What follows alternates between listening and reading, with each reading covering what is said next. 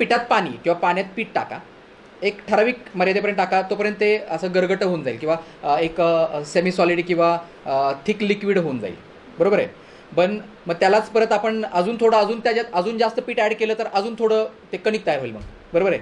मग कणिक म्हणजे अगोदर तुम्ही पाणी जे जलीय अंश आहे त्याच्यामध्ये थोडं पीठ टाकल्यामुळे ते सेमी सॉलिड झालं, ते रक्त आहे. त्याच्यानंतर अजून थोडं पीठ टाकलं आणि त्याचं कणिक झालं तर तो मांसल भाग आहे. आणि परत त्या पिठामध्ये अजून क्लेद टाकला किंवा तेल ओतलं, एक क्लेद म्हणजे तेल किंवा स्नेह अंश त्यात टाकला तर अजून काय होतं, त्यात अजून बिलबिलापणा येतो, म्हणजे तो मेदधातू. मग या मेदधातूपासून अस्थिधातू आता हा कडक आला बाबा, हा कसं काय आला. त्याला याचं उदाहरण देत असताना त्या पुरुष विषयीच्या पुस्तकात दिलेलं आहे, जसं आपण मडकं तयार करतो, चिखल तयार करत असताना त्यात पाणी टाकतो, मग तो एकदम चिखल ठीक होत नाही. मग चिखल चांगला होण्यासाठी कणकीसारखा अजून त्यात माती टाकतो आपण, आणि मग ती माती टाकल्यानंतर जेव्हा ते चपचपीत चांगला तयार होतो त्यात पाणी घालतो मग आपण, आणि ते पाणी घातल्यानंतर मग आपण त्या चक्रावरती हे ठेवून एक विशिष्ट आकार देतो, आणि आकार दिल्यानंतर आपण उन्हात ठेवतो, अग्नीची प्रक्रिया करतो, आणि अग्नीची प्रक्रिया झाल्यावर काय होतं, ते खापर म्हणजे ते मडकं किंवा ते माती कडक होते, टणक होते. That is nothing but the अस्थिधातू. अलग लक्षात. आणि परत ह्या अस्थिधातूवरती परत पाणी टाकून ते म्हणजे त्याचा परत चिखल केला फोडून, आणि त्याच्यावरती परत प्रक्रिया केली की परत ते लिक्विड होणार आहे ना, कारण ती माती पुन्हा त्या पाण्यामध्ये पुन्हा एकनिष्ठ होणार आहे, आणि परत ती मज्जाधातू, आणि परत अजून त्यात अजून थोडं लिक्विड टाकले किंवा स्नेह टाकला की परत ती शुक्रधातू. म्हणजे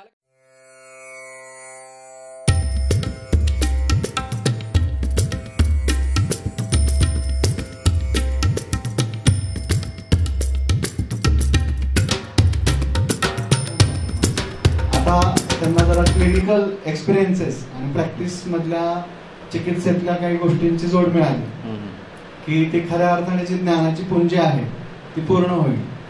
म्हणजे मला वाटतं 2008च्या एंडिंगला असंच सरांबरोबर गप्पा मारत क्लिनिकवरती सरांच्या बसलो होतो. सरांचा स्वभाव लगेच काय आलं की असं धडधड धडधड सांगत राहतात. आणि माझ्याकडे एक पेशंट होते तेव्हा, पादकंडू जात नव्हता. विपादी सरांना आठवले असेल केस, ती विपादिकेची केस होती. आणि मी सरांना विचारलं होतं की सर मी काय करू या पेशंटला. सर म्हटलं अरे तुला करंज तेल लावायचं, कण्हेरीची पत्र आणायची आणि स्वेदन द्यायचं, लगेच ते बरं होतं. आणि खरंच मी करंज तेल लावायला दिलं, कण्हेर पत्र आणि स्वेदन दिलं, आणि पेशंट 5-6 दिवसातच बरा झाला. म्हणजे ही एक गंमत असते, आणि या प्रत्येक गोष्टीतून आपल्याला काहीतरी शिकायला मिळत असतं. तर मला वाटतं सर असे रुग्णानुभव आणि किस्से झाले तर खूप मजा येईल. तसंच करत आज ॲक्च्युली आता त्वचा म्हटलं की बऱ्याचदा सौंदर्य प्रसाधक असाच अर्थ घेतला जातो. सौंदर्य तुमचं किती खुलून दिसेल किंवा सौंदर्यामध्ये किती त्या त्वचेची भर पडेल अशा दृष्टीने सध्या तरी, पूर्वी एवढा विचार केला जात नव्हता, कॉस्मॅटॉलॉजी एवढी काही प्रगल्भ नव्हती. पण आता केश आयुर्वेद पण आल्यापासून आयुर्वेदात अजूनच 4 चांद लागले असं म्हणता येईल. कारण आयुर्वेदामध्ये फारसं कॉस्मॅटिक्सबद्दल विचार किंवा त्याबद्दलची प्रॅक्टिस ही फारशी नव्हती. हरीश जेव्हा त्यामध्ये पडला आणि त्यांनी केश आयुर्वेदाच्या फ्रँचायझी सुरू केल्या, त्याचा अभ्यास केला, सखोल अभ्यास केला रादर. मला वाटतं केश आयुर्वेदामध्ये तुम्ही स्काल्प अँड हेअरचं तुम्ही ट्रायकोलॉजीवरती प्रचंड त्याचा अभ्यास केलेला आहे.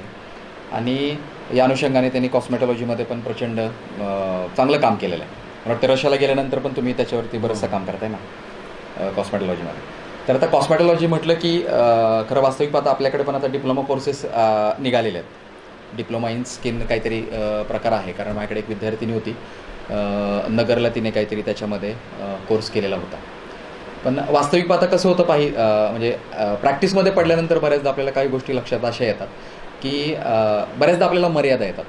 आयुर्वेद थोडं म्हटलं की मर्यादा येतात. मर्यादा इन द सेन्स कसं माहिती आहे का, की पेशंटला या युगामध्ये जलद आणि इन्स्टंट रिझल्ट्स पाहिजे असतात, आणि हे आपण शक्यतो नाही देऊ शकत. कारण आपण जर आयुर्वेदानुसार जर विचार केला, दोष समोरच्यानुसार विचार केला, उत्पत्तीनुसार विचार केला, तर त्यावेळेला आपल्याला मुळासकट तो आजार कसा बरा करता येईल हा दृष्टिकोन आपण ठेवूनच आपण त्या पेशंटला ट्रीट करायला घेतो किंवा त्याला चिकित्सा द्यायला सुरुवात करतो. आणि मग बऱ्याचदा असं म्हटलं जातं की मग आयुर्वेद हे टाईम टेकिंग प्रोसेस आहे, लेंदी प्रोसेस आहे, मग 6 महिने कसे द्यायचे, 3 महिने कसे द्यायचे. मग त्यावेळी सगळ्यात महत्त्वाचा एक भाग राहतो की तुम्ही काउन्सिलिंग कसं त्या पेशंटचं करता. म्हणजे तुमच्याकडे एखादा रुग्ण येतो त्यावेळी तो रुग्ण अनेक ठिकाणून फिरून आलेला असतो. आता अनेक ठिकाणावरून आल्यानंतर मला आता एक अनुभव आठवला आमच्या जुवेकर सरांचा, तुम्हाला पण माहिती आहे का नाही मला माहीत नाही, की कंडूचा रुग्ण होता, एक्झिमा आपण म्हणूयात किंवा गजकर्ण म्हणूयात किंवा जॉकिच वगैरे म्हणूयात, अशा स्वरूपाचा कंडूचा एक रुग्ण त्यांच्याकडे होता. आणि तो अनेक ठिकाणून फिरून आला होता, ॲलोपॅथी करून आला होता, MD DNB स्किनकडून फिरून आला होता, आयुर्वेदाचार्यांकडून फिरून आलेला होता, होमिओपॅथिक ट्रीटमेंट त्यांनी घेतलेल्या होत्या, अनेक ठिकाणून तो आला होता. आणि शेवटी एक 3-4 वर्षानंतर जुवेकर सरांच्या क्लिनिकला आला होता. त्यावेळी माझ्या मते आम्ही फर्स्ट इयरला होतो. आणि कधी कधी जुवेकर सरांच्या याला आम्ही प्रामुख्याने जायचो, कारण आम्हाला आयुर्वेदामध्ये इन्फ्लुअन्स करायला किंवा आयुर्वेदाबद्दल आपुलकी निर्माण करायला, गोडी निर्माण करायला जुवेकर सरांचे लेक्चर्स हे फार प्रचंड काय म्हणतात त्याला इन्फ्लुएन्सिंग असायचे. जुवेकर सरांवर रानडे सरांचे पण असायचे, पण रानडे सर आम्हाला फार क्वचित लाभायचे, कारण ते जर्मनी, इटली आणि ते या ठिकाणी फार असायचे. मग जुवेकर सरांनी त्यावेळी मग आम्ही जात नव्हतो क्लिनिकला, कारण ते फक्त सिनियर लोकांना वगैरे घ्यायचे, थर्ड इयरला किंवा इंटर्नशिपवाल्यांना वगैरे, कारण फर्स्ट इयरवाल्यांना एवढं फारसं त्यातलं क्लिनिक्समधलं काही कळत नाही आणि विनाकारण आपण काहीतरी प्रश्न विचारत बसतो. मग त्यावेळी त्यांनी एक अनुभव असा सांगितला आम्हाला, की रुग्ण आल्यानंतर त्याची रुग्णपरीक्षा केली पहिली, त्याला काय होतं ते सर्व पाहिलं, त्यांनी कुठं कुठं ट्रीटमेंट्स घेतल्या होत्या त्या सगळ्या गोष्टी त्यांनी पाहिल्या. आणि त्यांच्यानंतर असं लक्षात आलं की अरे बापरे, हा अनेक ठिकाणावरून फिरून आलेला रुग्ण आहे आणि याला आता आपण वेगळं काय करायचं किंवा वेगळं काय द्यायचं. मग त्यांनी साधारणतः ट्रीटमेंट त्यांना शमन औषधीची चालू केल्यानंतर त्यांच्या असं लक्षात आलं की नाही बाबा, याला काही केल्याने रिझल्ट मिळेना. 20 दिवस झाले, 30 दिवस झाले. आणि असे जे रुग्ण असतात ना, ते आपल्याला प्रामुख्याने चांगला वेळ देतात बरं का. म्हणजे आपण बऱ्याचदा असं म्हणतो की टाईम टेकिंग प्रोसेस आहे आपलं आयुर्वेदाचं, किंवा या गोष्टींकडे ते फार दुर्लक्ष करतात, कारण त्यांचं एवढी क्रॉनिसिटी एवढी वाढलेली असते, एवढा तो आजार वाढलेला असतो, बळावलेला असतो, की त्यांना 2 महिने, 3 महिने, 1 वर्ष असं काहीच वाटत नाही. मग शेवटी ते आपल्याला वेळ द्यायला तयार असतात मग, आणि आपण लढायला तयार होतो मग, म्हणजे विदाऊट स्ट्रेस. नाहीतर स्ट्रेस असला की आपल्यालाही भीती वाटते की अरे हा पेशंट जर गेला तर 4 लोकांना सांगेल बाहेर जाऊन की नका जाऊ त्या डॉक्टरकडे, अशी ट्रीटमेंट देतात, हे देतात, ते देतात. म्हणजे आपला प्रचार होण्यापेक्षा अपप्रचारच जास्त. मग सरांनी पण त्याला 20 दिवस ट्रीटमेंट दिल्यानंतर सरांच्या असं लक्षात आलं की नाही बाबा, हा काहीतरी गंभीर विषय दिसतो. मग सरांनी काय केलं, त्याला आल्यानंतर 20 दिवसांनी आल्यानंतर त्याला काही प्रश्न विचारले. काही प्रश्नांमध्ये त्यांनी सर्वच उत्तरं दिली. त्यातही त्यांना काय आढळे ना की बाबा काय दोष आहे किंवा काय नक्की प्रॉब्लेम येतो तेही आढळे ना. मग त्यांनी त्याला असं सांगितलं जुवेकर सरांनी की तू उठल्यानंतर सकाळी किती वाजता उठतोस, उठल्यानंतर तुझी दिनचर्या काय असते, तू संडासला जातोस नाही जात, गेला तर किती वेळा जातो, त्यामध्ये तुझं मोशन्स कसे असतात, सगळं काय असेल ते. मग तू किती बोलतोस, तू TV बघतोस का, तू न्यूजपेपर वाचतोस का, तू काय खातो किंवा काय चहा करतो किंवा पूजा म्हणतो किंवा काय व्हॉटेवर काय असेल तुझं ते दैनंदिनी तुझं लिहून आण. आणि त्या व्यक्तीनं ते सगळं लिहून आणलं. आठवड्याचा त्याला तो तक्ता होता. आठवड्याचा तक्ता सरांनी वाचला तर सरांच्या असं लक्षात आलं की तो व्यक्ती दिवसातून कमीत कमी 1.5 ते 2 वाटी लोणचं, आणि कमीत कमी 4 ग्लासभर शिकरण म्हणजे दूध आणि केळी एकत्र करून खाणार म्हणजे खाणार. हे लक्षात आल्यानंतर मला सांगा काय डायग्नोसिस करायचं आणि काय ट्रीटमेंट द्यायची. काय नाही, हेतू काय तो पाहिला आणि त्याला सांगितलं बाबा हे बंद कर, हे बंद केल्यानंतरच तू बरा होशील. आणि लिटरली खरं तसंच झालं. म्हणजे वास्तविक पाहता बघा, म्हणजे ट्रीटमेंट्स त्यांनी भरपूर घेतल्या, त्यांनी लाखो रुपये त्यावेळेला खर्च केलेले होते. अगदी मुंबईपर्यंत तो स्किन स्पेशलिस्टकडे गेला होता. त्याची बायोप्सी पण केली होती, मला चांगलं आठवते. सर म्हटले की तो तुकडा पण त्याचा काढला होता, तोही चेक केला होता, त्यातही काही निघालं नाही. या सगळ्या गोष्टी होत्या. तर तुमच्या एक लक्षात आलं असेल की बघा की काय तर त्याचं हेतू सेवन काय आहे. मग हे कोणी विचारलंच असेल ना, अरे तू लोणचं किती खातोस, आपण तरी विचारू का रे लोणचं किती खातोस आल्यानंतर, किंवा शिकरण किती खातो, हे आपल्याला काय माहिती तो किती आणि काय खातो. रुटीनली आपण काय विचारू, अरे पालेभाज्या काय असतात बाबा तुझ्या आहारामध्ये, तू दूध पितोस का, चहा किती वेळा घेतोस, झोप तुझी कशी आहे, मोशन्स तुझ्या कशा आहेत. मग याच्या व्यतिरिक्त आपण काय नॉनव्हेज खातो का नाही खात का, याच्या व्यतिरिक्त हे बारकावे आपण फारसे बघत नाही किंवा आपल्याला ते लक्षातही येत नाही. मग त्यामुळे काय होतं की बघा की आजारी बळावत जातो, ट्रीटमेंट्सही त्याला चुकीच्या दिल्या जातात. आणि चुकीच्या दिल्या जातात म्हणण्यापेक्षा त्याचं प्रेझेंटेशनच वेगळं असतं. मग तुमच्या एक लक्षात येतं आहे की हेतू सेवन काय, बघा म्हणजे किती क्षुल्लक गोष्ट आहे. आणि सरांनी त्याला बरा केला. म्हणजे सगळ्यात महत्त्वाचं काय की जेव्हा पेशंट येतो तेव्हा या बारीक बारीक गोष्टी ह्या आपल्याला माहीत नसतात, आपल्या लक्षातही येत नाहीत. पण जेव्हा मी ह्या सांगितल्या तेव्हा माझ्याकडे आता नेहमी स्किनचा कुठलाही पेशंट येऊ देत बरं का, पहिले मी त्याला विचारतो लोणचं खातोस का, किंवा तळलेला पापड आणि शिकरण खातोस का, किंवा दूध आणि कोणताही पदार्थ एकत्र करून खातोस का. बऱ्याचदा किती जरी लोकांना सवय असते दूध आणि चपाती एकत्र करणं, दूध आणि भात एकत्र करून खाणं, दूध तोंडी लावणं, याच्या व्यतिरिक्त निरसं दूध पिणं, न उकळता दूध घेणं, या सगळ्या गोष्टी काय तर आपल्या, आता तुम्ही तर वाचलं असेल क्रियामध्ये, आता इथून मागचे जे व्याख्याते गेले त्यांच्याकडून ऐकलं असेल की हे जे काही विरुद्ध आहार आहे किंवा हे दूषित जो काय आहार तुम्ही घेताय तर हा त्वचेला किती घातक आहे. म्हणजे बघा, ट्रीटमेंट हा पार्ट कंप्लीट बाजूला राहतो आणि हेतू सेवन, म्हणजे केवळ हेतू सेवन असल्यामुळे कित्येक लोकांना आजार असतात. मग हेतू सेवन पण आपण काय केलं पाहिजे तर ते त्याचं निवारण आपण त्या ठिकाणी केलं पाहिजे. म्हणजे क्षुल्लक गोष्टी असतात, म्हणजे आपण शिकवत नाही, फक्त तुम्हाला कधीतरी लेक्चर्सला गेलं बसलं की त्यावेळी त्या कळतात. आणि त्या अनुषंगाने मग बऱ्याच गोष्टी आपल्याला कळायला लागतात की इथून पुढे येणारा जो रुग्ण आहे, म्हणजे आता मी 17 वर्ष झालं प्रॅक्टिस करतोय, 17 वर्षात माझ्याकडे येणारा एकही त्वचेचा रुग्ण असा नसेल की मी त्याला हा प्रश्न विचारलेला नसेल. इथून पुढे तुमच्याही लाईफमध्ये तसं होईल. आणि बघा तुम्ही, आणि होतंय की नाही, आणि असतात फार मोठे भग असतात या सगळ्या गोष्टी करणार. त्यामुळं जेव्हा रुग्ण येतो त्यावेळी त्याचं हेतू सेवन काय काय आहे, त्वचेच्या दृष्टीने आता तुमच्या एक लक्षात येते की बाबा त्वकदृष्टी करणारे काय घटक आहेत. सध्याच्याला आता आपल्या याच्यामध्ये प्रचंड काय म्हणतात त्याला खाद्यपदार्थ असे आहेत की जेणेकरून आपल्या आता त्वचेमध्ये विकृती निर्माण व्हायला सुरुवात झालेली आहे. फास्ट फूड आहे, टिन फूड आहे, प्रोसेस्ड फूड आहे, आणि इन्स्टंट आपल्याला लगेचच पाहिजे असतं. अशा अनेक गोष्टी आहेत. मग या गोष्टींचाही त्वचेच्या संदर्भात विचार करत असताना किंवा त्या रुग्णांचा विचार करत असताना या गोष्टींचा तुम्ही प्रामुख्याने विचार करणं खूप गरजेचं आहे लक्षात. त्याच्यानंतर त्वचेमध्ये अजून काय, म्हणजे औषधांचं आणि ह्याचंच त्यांनी हे केलं का? हां, म्हणजे बाकीच्यांनी कल्प वगैरे घेतले. अच्छा, हां हां. चिकित्सेमध्ये कुठले वापरता येतील? अच्छा, बरं. हां, म्हणजे अगदी गंधक रसायन, आरोग्य अच्छा, हां हां किंवा धार्मिक कॉम्बिनेशन असे हे घेतलेलं. आता इथून अजून पुढचा विषय की जेव्हा तुमच्याकडे रुग्ण येतो, आता आपण हा हेतूशी संबंधित जुवेकर सरांचा एक अनुभव मी तुम्हाला सांगितला. त्याच्यानंतर जेव्हा त्वचेचा रुग्ण आपल्याकडे येतो त्यावेळी तो स्टिरॉइड्स घेऊन आलेला असतो, कॉर्टिकोस्टेरॉइड्स घेऊन आलेला असतो, बाकी होमिओपॅथिक घेऊन आलेला असतो, आयुर्वेदिकही काही ठिकाणी त्यांनी चिकित्सा केलेली असते. तर त्यावेळी सगळ्यात प्रामुख्याने पहिला विचार जो करायचा तो शुद्धीचा.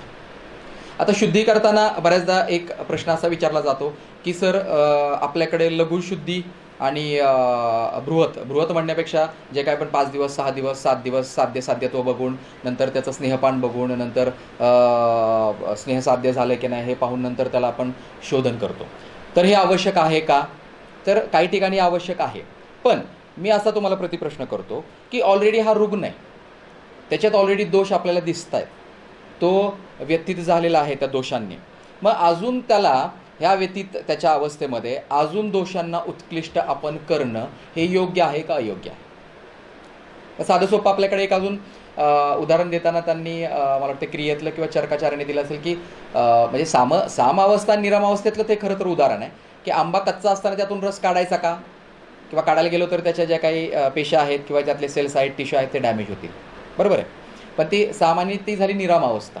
सामावस्थेमध्ये आपण शोधन करतच नाही, निरामावस्थेमध्ये शोधन करणं गरजेचं आहे. पण निरामावस्था म्हणत असताना तुमचे दोष किती उत्कृष्ट आहेत यासाठी तुम्ही काय करता की 5 दिवसाचं स्नेहपान किंवा स्नेहनस्वेदन, बाह्य स्नेहनस्वेदन, आभ्यंतर स्नेहनस्वेदन हे तुम्ही देता, बरोबर आहे, देणं आवश्यक आहे, शास्त्रामध्ये आलेलं आहे, बरोबर आहे.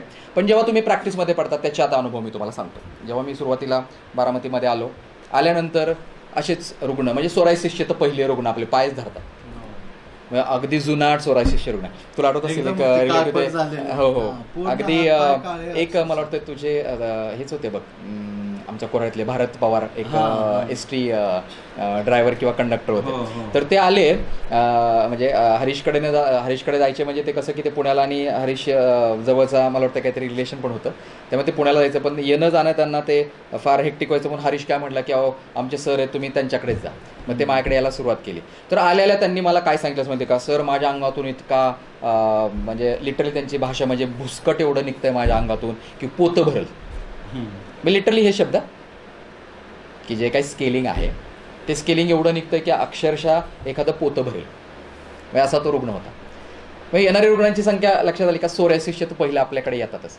मग ते आल्यानंतर मग आपण हा विचार स्नेहपानाचा करायचा का, किंवा केला तर ते व्यवस्थित घेतील का? अजिबात घेत नाहीत व्यवस्थित.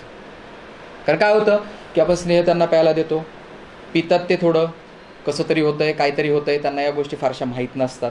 आता तरी थोडं जरा कसं झालं आहे की या मीडियाजमुळे अवेअरनेस आलेला आहे, त्यामुळे त्यांना कळतं की नाही बाबा काहीतरी तूप असतं. पण आम्ही जेव्हा प्रॅक्टिसमध्ये पडलो 16, 17, 18 वर्षापूर्वी, त्यावेळी लोकांना लिटरली देवर ब्लाइंड, त्यांना काहीही माहीत नसायचं हे स्नेहपान. म्हणजे आता गप्पाचे चर्चासत्र आहे म्हणून मध्येच इंटरप्ट बोलतो. इतर बऱ्याच मुलांना प्रश्न आहेत ना, गावाकडे गेल्यानंतर आमची प्रॅक्टिस चालेल का, तिकडे घेतील का औषधं येते. तुम्हाला सगळ्यांसाठी आयडियल एक्झाम्पल आहे सर. ज्यावेळी आयुर्वेद फक्त पुण्या मुंबई सारख्या ठिकाणी चालत होता, त्यावेळी त्या काळामध्ये म्हणजे 17 वर्षापूर्वी एकदम आसू फलटण बारामती सारख्या ठिकाणी आपण म्हणूयात की जिथे येऊन आयुर्वेद प्रॅक्टिस सेट करणं, आणि ते पण सेट करताना सगळं आयुर्वेदातलं सैद्धांतिकच. म्हणजे आता सर सांगतील तुम्हाला वमन विरेचना आणि योनी बस्ती आणि ह्या सगळ्या चिकित्सा क्लिनिकमध्ये किती दिल्या गेलेल्या आहेत, म्हणजे काउंटिंगच्या बियॉन्ड त्या गेलेल्या आहेत. एवढं म्हणजे एवढं सहज गावाकडे आपल्याला आयुर्वेद करता येतो आपण ठरवलं तर. सर आता तोच किस्सा सांगतायत, मी आपलं मला आठवलं मध्येच थांबवलं. बरोबर आहे. तर आल्यानंतर हे एकतर त्यांचं नॉलेज फार कमी असतं, अपुरं असतं, आणि आपण कितपत काउन्सिलिंग करू शकतो आणि आपण काउन्सिलिंग केल्यानंतर आपलं ते कितपत ऐकू शकतात हे फार महत्त्वाचं आहे. पण एक लक्षात घ्या, जेव्हा हे त्वचेचे रुग्ण आपल्याकडे येतात ते क्रॉनिक आणि फार म्हणजे त्या काय म्हणतात ना त्याला, आता काय मेलेल्या सापाला काय ते मारणं, ते why to flog dead horse असा प्रकार येतो. म्हणजे त्याला काय वेगळं सांगायचं आणि काय हे करत बसायचं. आणि या जर गोष्टी आपण ट्रायल अँड एरर करत बसलो तर तो रुग्ण जो असतो ना, तुम्हाला खोटं सांगत नाही, एक सोरायसिसचा रुग्ण कमीत कमी 100 रुग्णांच्या ओळखीचा झालेला असतो.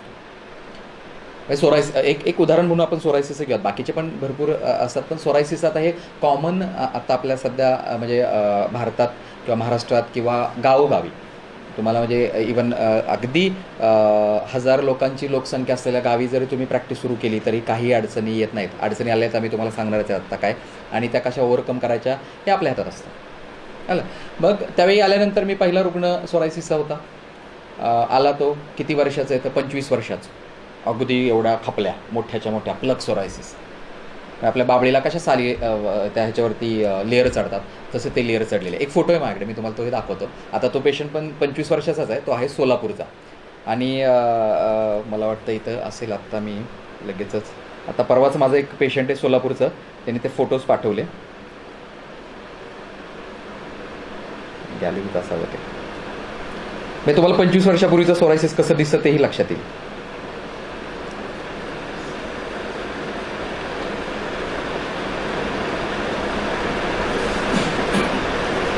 आता इथं परवाची बिनकामाची पेशंटला वुंड केलेली बघा. आता हे दाखवायचं म्हटलं तर आपल्याकडे हे नसेल जवळ, हे वुंड केलेली. आता ही परवाची जस्ट वुंड केलेली पेशंटची सोलापूरमध्ये, काही नाही साधं सेल्युलायटिस झालेलं होतं पेशंटला.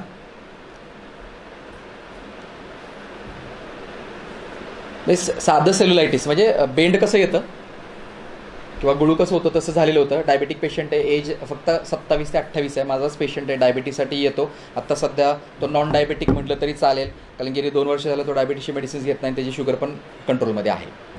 तर तो सोलापूरला गेल्यानंतर त्याला साधं सेल्युलायटिस झालं. सेल्युलायटिस झाल्यानंतर तो सर्जनकडे गेला. सर्जनने काही विचार केला नाही, काय नाही, म्हटले आपल्याला कट करून घ्यावं लागेल.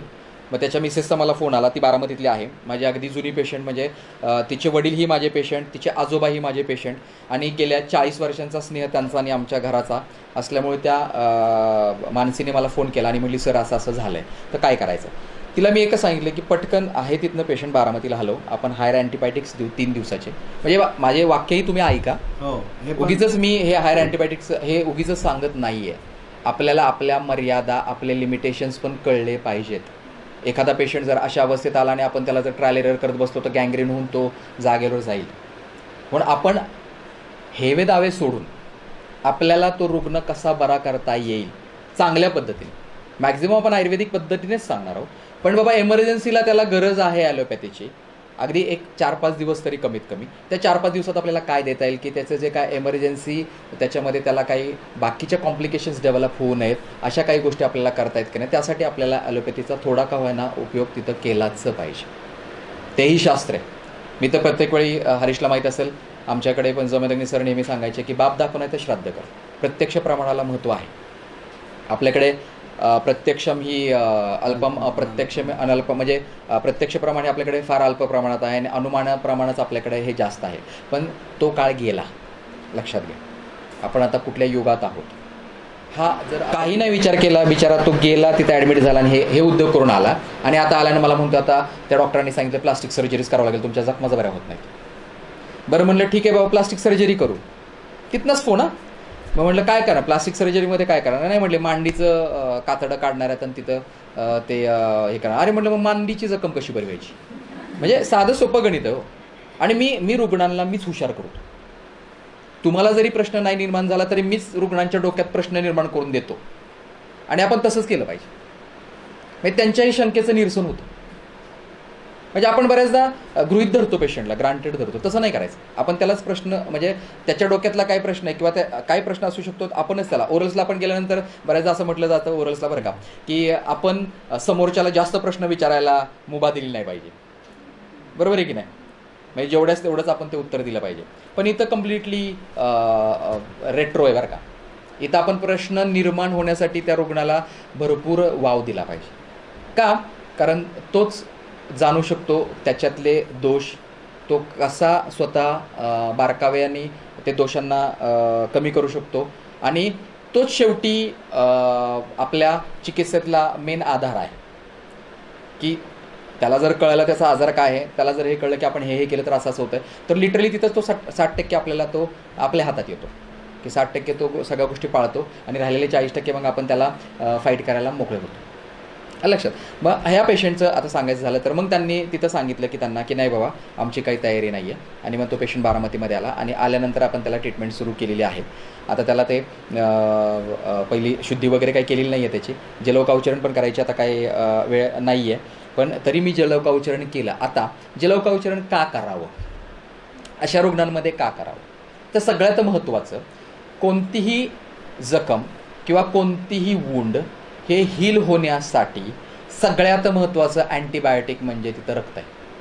लक्षात घ्या. रक्त म्हणजे इवन बर्न पेशंट जरी तुमच्याकडे आले किंवा बर्न पेशंटमध्ये आम्ही जेव्हा फिजिओलॉजीमध्ये आम्हाला प्रश्न विचारले जायचे की बर्न पेशंट तुमच्याकडे आला आणि अप्लाइड फिजिओलॉजीमध्ये, तर तुम्ही which is the best antibiotic which you can give to the patient. मग आपल्याकडे आपण म्हणतो हे स्पेक्ट्रम काय हायर स्पेक्ट्रम अँटीबायोटिक्स वापरून हे वापरू ते अजिबात नाही. तिथं म्हणजे सगळ्यात पहिलं म्हणजे फ्लुइड्स आणि सेकंड थिंग म्हणजे ब्लड. फ्लुइडपेक्षाही ब्लड. लक्षात. आणि असे अनेक पेशंट जेव्हा मी सिल्वर जुबलीला होतो, अनेक पेशंट आम्हाला बघायला मिळायचे, तेव्हा आम्ही बीटीज द्यायचो त्या पेशंटला. आणि ब्लड ट्रान्सफ्युजनमुळे बरेचसे पेशंट त्यातले 60, 70% वाले माझ्याकडे तर तुम्हाला शेतकी शाळेतले तानाजी गावडे सर माहिती आहेत, डॉक्टर शिवाजी गावडेंचे भाऊ, त्यांच्या मिसेसला 80% बर्न झालेले होते. आत्ता आहेत त्या. त्यांचा तर आयुर्वेदाचा एवढा अभ्यास आहे की एखाद्या डॉक्टरला पण ते फिकं पाडतील. शेवटी त्यांनी त्यांच्या मुलाला MBBSला ॲडमिशन मिळत असतानाही ताराचंदला त्यांनी केलं. त्याचं नाव आता त्याला आम्ही हे म्हणतो चिम्या म्हणतो, त्याचं नाव असं मला आठवलं. तर त्याने मग MD केला. आता MD पेडियाट्रिशियनमध्येच केलं कारण त्याला ॲलोपॅथीचं हे करायचं होतं. पण त्याच्या आईने शेवटी त्याला आयुर्वेदालाच ॲडमिशन घ्यायला लावलं आणि तो आयुर्वेद त्यांनी ताराचंदमध्ये BMS करून मला वाटतं कुठेतरी अष्ट्याला का काहीतरी पेडियाट्रिकच्या सीट आहेत बघा MDच्या अष्ट्याला, मग तिथं त्याने PG केलं पेडियाट्रिक्समध्ये. पण त्याला आईने अजून सांगितलं की माझी जागा आहे, तुला जर तिथं पेडियाट्रिक्सचा दवाखाना टाकायचा असेल तर प्युअर आयुर्वेदिकच टाकायचा. पल्टरमध्ये जागा आहे त्यांची लक्ष्मीनगरमध्ये. एवढं त्या आयुर्वेदाच्या बाबतीत काय म्हणतात त्याला अवेअरनेस त्यांच्यामध्ये आहे. त्याचं कारण म्हणजे त्या 80% भाजले असताना त्यांच्यामध्ये मला वाटतं आपल्या साखरवाडीला एक डॉक्टर होते, तर त्यांनी BMSच डॉक्टर होते ते. तर अलॉंग विथ ॲलोपॅथी त्यांनी आयुर्वेदिक ट्रीटमेंट्स दिल्या होत्या आणि त्यांचं असं लक्षात आलं की हे सगळे वुंड्स डीप वुंड्स भरण्यासाठी किंवा अस्थिगतपर्यंत जे काय वुंड्स होते ते भरण्यासाठी आयुर्वेदाने त्यांना मदत केली. त्यामुळे त्यांच्या डोक्यामध्ये आयुर्वेदाचा इन्फ्लुअन्स हा प्रचंड होता. आता त्यांच्या बाबतीत आता एक गोष्ट, आता बघा बोलण्याच्या अनुषंगाने अनेक आपण जो आपला विषय असतो ना तो राहतो बाजूला आणि आपण वेगवेगळ्या गोष्टींमध्ये जातो.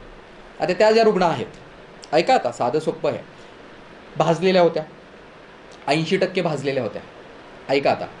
तर त्यांना आत्ता सध्या या घटनेला 40 वर्ष झालेली आहेत, पण त्यांना प्रचंड उष्णतेचा त्रास आहे. प्रचंड म्हणजे प्रचंड उष्णतेचा त्रास.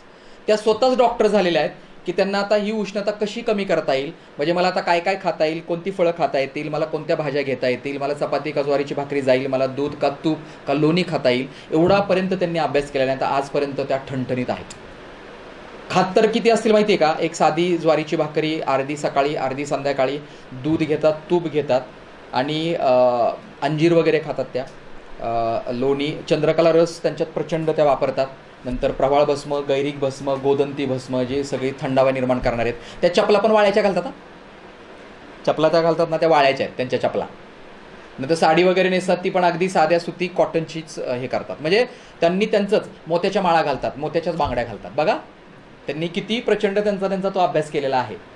आता मला सांगा या रुग्णामध्ये का एवढी हीट असेल किंवा काय एवढी उष्णता आहे त्यांच्या अंगामध्ये, का ती काय केल्याने बाहेर येत नाहीये?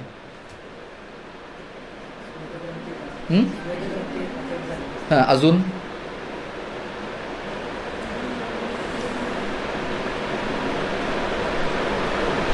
काय थोडा विचार करा, म्हणजे का बाबा एवढी उष्णता का?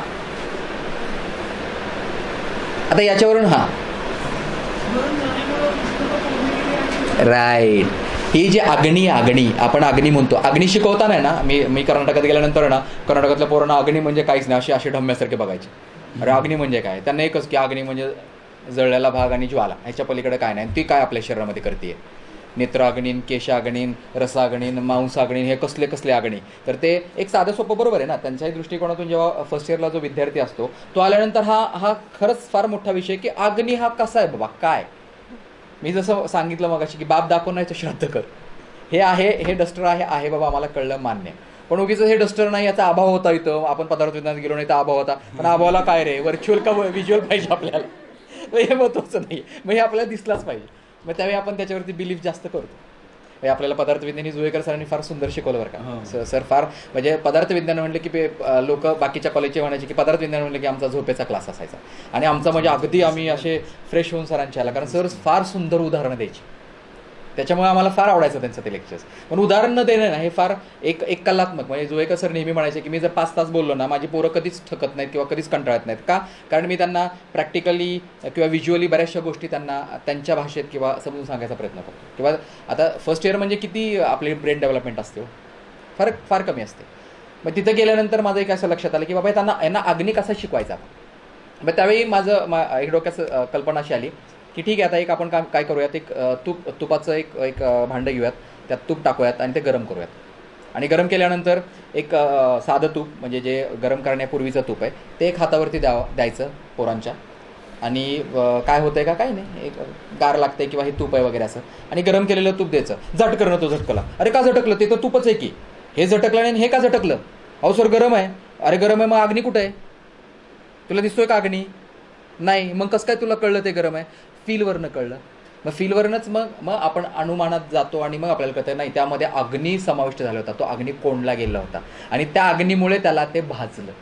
तूप तर तेच होतं, हे नाही भाजलं, हे भाजलं. मग अग्नी आपल्याला दिसतोय का तिथं? नाही दिसत आहे, तो अंतर्भूत आहे. मग तसंच यांच्या बाबतीत झालं, जेव्हा त्या 80% भाजल्या त्यावेळी तो अग्नी त्यांच्या शरीरामध्ये एवढा गेलेला आहे तो बाहेरच निघणार नाही, एवढा तो कोंडला गेलेला आहे. म्हणून त्यांच्यामध्ये त्या उष्णतेच्या तक्रारी ह्या जास्त असतात. आता या रुग्णाबरोबर दुसरा रुग्ण आपल्याकडे येतात, म्हणजे विसर्पाचे ब्लिस्टर्स येतात बघा त्यांना. आणि आपल्याकडे आता अग्निविसर्प पण एक प्रकार आलेला आहे आणि ब्लिस्टर सोरायसिस पण एक प्रकार आता निघालेला आहे बघा, की लिटरली की भाजल्यानंतर आपल्याला फोड येतो. तर अशा रुग्णांमध्ये न भाजताच फोड आलेले असतात. मग आपण तिथं काय गृहीत धरलं पाहिजे की किती प्रमाणात उष्णता त्यांच्या शरीरामध्ये आहे, मग ती उष्णता आपल्याला काढायची. लक्षात. मग या ब्लिस्टर सोरायसिसचे तर पेशंट ॲलोपॅथीने तर कधीच बरे होत नाहीत, आयुर्वेदानेच बरे होतात. मी तर आजपर्यंत जेवढे पाहिले, कारण ती उष्णता आहे ती आयुर्वेदच फक्त कमी करू शकतो. फक्त सिम्टमॅटिकली काही क्रीम्स लावायला देणं, सिल्व्हर एक्स वगैरे असे कायदे असतात किंवा त्याने ते थोडं गार पडतं वगैरे, पण अरे ते तात्पुरतं गार आहे. त्या आतल्या अग्नी जो विकृत झालेला आहे, एवढी उष्णता प्रचंड प्रमाणात वाढलेली आहे, ती कशी बाहेर काढून टाकायची? मग ते आपल्याकडे आहे बरं का. म्हणजे आयुर्वेदामध्ये खरंच हे मोठं शस्त्र आहे की आपण शोधन करू शकतो, बस्ती देऊ शकतो, विविध प्रकारचे लेप लावू शकतो, विविध प्रकारच्या क्रीम देऊ शकतो, विविध प्रकारचे काडे पोटात देऊ शकतो आणि अक्षरशः त्याला बर्फासारखं थंड करू शकतो. म्हणजे आहेत, मी स्वतःही त्या केलेल्या आहेत. आपल्याकडे ब्लिस्टर सोरायसिसचे प्रचंड पेशंट येतात, महिन्यातनं 2 तरी पेशंट माझ्याकडे येतात. फोटो जर दाखवले तर तुम्ही म्हणाल की काय आहे सर हे? फिम्फिगस ते हे म्हणतात त्याला, हां फिम्फिगस म्हणजे ॲलोपॅथीमध्ये त्याला त्या नावाने ओळखलं जातं. आणि त्याच्यामध्ये फक्त एकच ट्रीटमेंट दिली जाते की कॉर्टिकोस्टिरॉइड्स, म्हणजे केवळ प्रेडनिसोलॉन किंवा कॉर्टिझॉल एवढीच टॅबलेट त्याच्यामध्ये दिली जाते आणि त्याचं आयुष्य हे चालत राहतं. मोठ्या मोठ्या जखमा होतात, अक्षरशः एवढे मोठे फोड येतात. सीटला वगैरे तुम्ही बघितलं तर प्रचंड मोठे फोड येतात. पोटाला जिथं फॅट्स आपले स्पिकस्तन उदर आहे त्या ठिकाणी तर प्रचंड मोठ्या प्रमाणात तिथं फोड वगैरे येतात. मग अशा वेळेला पेशंट आपल्याकडे येतात. मग त्यावेळेला आपण काय केलं पाहिजे, कसा विचार केला पाहिजे, त्याला कसं आपल्याकडेच ठेवता आलं पाहिजे?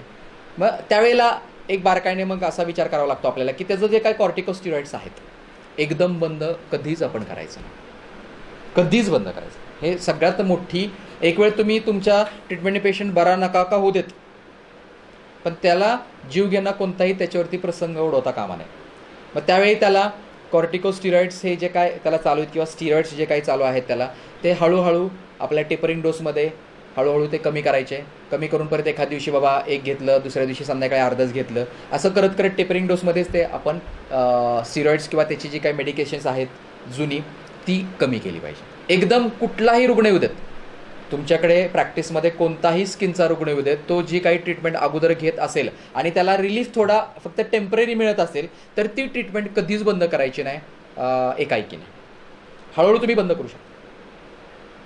लक्षात, म्हणजे हे स्किनचं सांगत असताना आपण मी का गोष्टी सांगतोय कारण आपल्याकडनं या चुका होतात.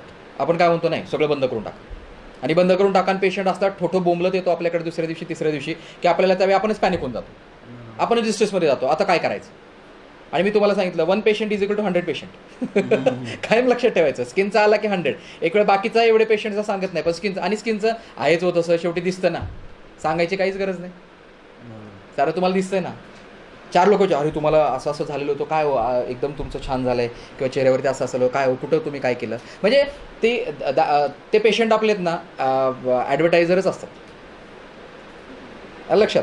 आता आपण हे आलो इकडे आपण होतो कुठं मूळ विषयावरती, आपला मूळ विषय कुठं चालला होता? हां सेल्युलायटिस. मग सेल्युलायटिस झाल्यानंतर बघा आता साधं सोपं गणित काय होतं की तिथं आपण जलोकावचरण केलं असतं, जलोकावचरणनी जे काही तिथं पाक व्हायचा होता तो पाक झाला असता, ॲटोमॅटिकली तो गळून गेला असता. एवढं मोठं फाडायची काय गरज होती का? त्यावेळी मग मी त्यांना एकच वाक्य बोललो, तुम्ही या इथं, तुम्हाला जर फार अगदी भीती वाटत असेल, तुम्ही डायबेटिक आहात, तुम्हाला असं वाटत असेल तर 3 दिवस आपण अँटीबायोटिक्स देऊयात, आपण एखाद्या DNB मेडिसिनवाल्यांना दाखवूयात. आता बारामतीतले असे डॉक्टर्स सगळे आहेत की माझे पेशंट गेले की त्यांना तर भीतीच वाटते की सरांचं एवढं सगळं अभ्यास आहे आपल्याकडे पाठवलं म्हणजे हे सगळं गणित आपलं काय म्हणतात ते चुकून ठेवतील का काय, म्हणून जरा बेतानच पेशंट पण घेतात. घेतल्यानंतर पण त्यांना ट्रीटमेंट करतात, एक 4-5 दिवस पण करतात. आणि होतं काय माहिती आहे का, आपण आपल्या पद्धतीने पण त्यांना सांगू शकतो किंवा ते त्यांच्या पद्धतीने ट्रीट करतात आणि जे काही त्यांच्यामध्ये कॉम्प्लिकेशन्स डेव्हलप होणार आहेत बघा ते डेव्हलप होत नाही.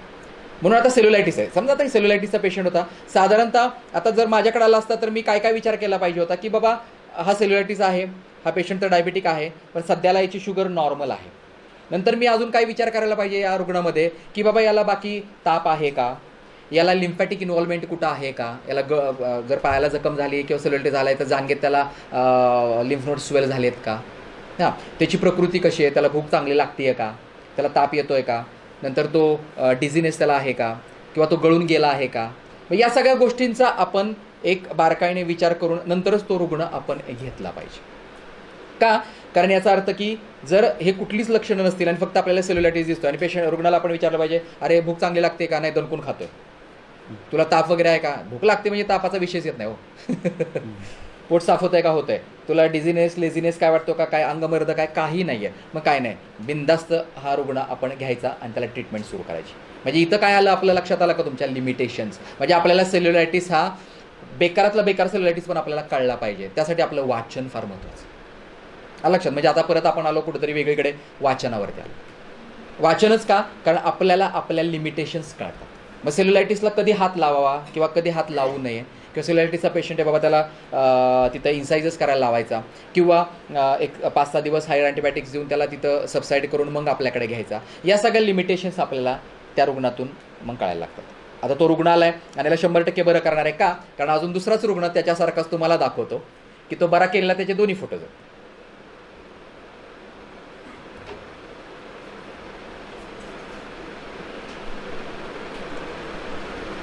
या रुग्णामध्ये पण असंच झालं. 6 महिने त्याने ॲलोपॅथीच्या ट्रीटमेंट्स घेतल्या. शेवटी त्याला पाय ॲम्प्यूट करायचा सल्ला दिला गेला.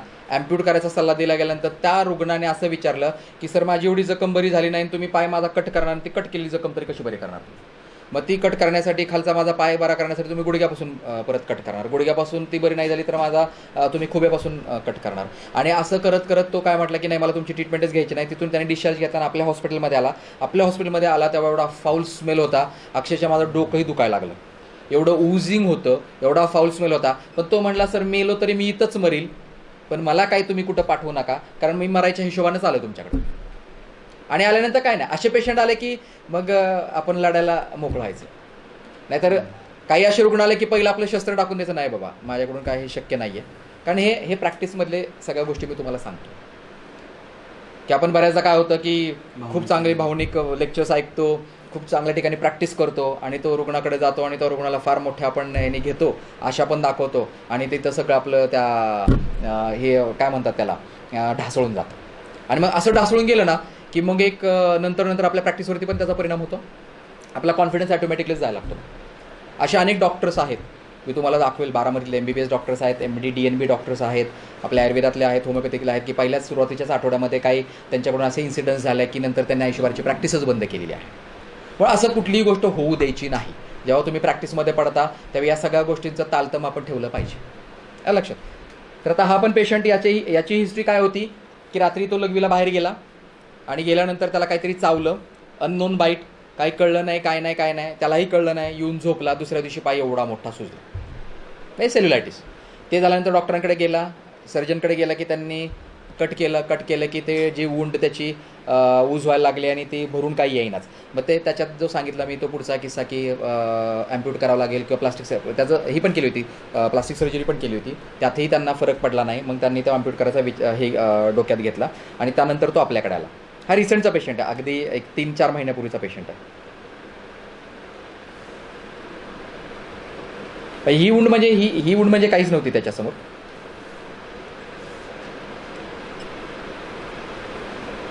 मी दुसरं म्हटलं ते सोरायसिसचा मला फोटो दाखवायचा होता, तो असा बघा. तो जो 25 वर्षापूर्वीचा जो प्लक सोरायसिस झालेला आहे तो सोलापूरचाच आहे. 25 वर्ष त्याला झालेली आहेत. आता त्याच्यावरती लेअर थर साठून अगदी स्केलिंग आपण म्हणतो ना, सिल्वर कलरचं स्केलिंग असतं बघा ना, चांदीच दिसते त्याच्या अंगाला लावल्यासारखी. लिटरली पाहायला मिळतात, रुग्ण आपल्याला पाहायला मिळतात. मी जर तुम्हाला फोटो दाखवायला सुरुवात केली असती ना, माझं काय आपल्याला ते फोटोज बघावे लागले असते फक्त. हे आता रिसेंटच्या एवढ्या 10-15 दिवसातले फोटोज आहेत म्हणून मी दाखवतोय. आणि ते वुंडचा पण पेशंट माझ्याकडे गेल्या आठवड्यात आला आणि त्याच्या अगोदरचा जो वुंडचा पेशंट होता तो बरा झालेल्यामुळे ते ठेवलेले आहेत मी. या पेशंटला दाखवण्यासाठीच ठेवला होता त्या वुंडच्या. आणि काय होतं माहिती आहे का, असे आपण का ठेवावेत तर फार प्रचार करण्यासाठी नाही ठेवले पाहिजेत. जेव्हा तुमच्याकडे रुग्ण येतो त्याला दाखवला की त्या रुग्णाचा कॉन्फिडन्स वाढवण्यासाठी ह्या गोष्टी काय ठेवल्या पाहिजेत की नाही बाबा तुझ्यासारखाच आहे. आता सेम तसाच रुग्ण दाखवतो बरं का मी तुम्हाला.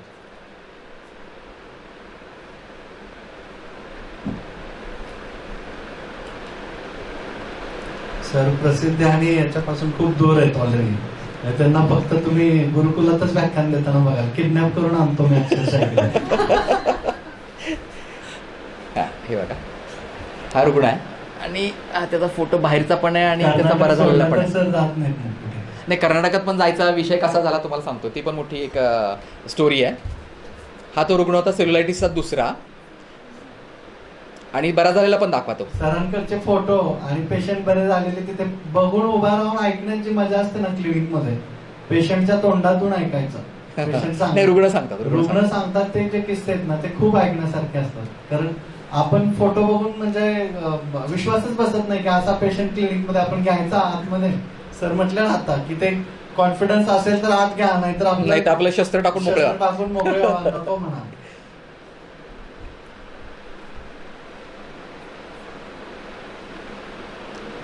आता या रुग्णांमध्येही फार कॉम्प्लिकेटेड किंवा फार आपण मोठे मोठे ट्रीटमेंट दिले तर असाही भाग नाही.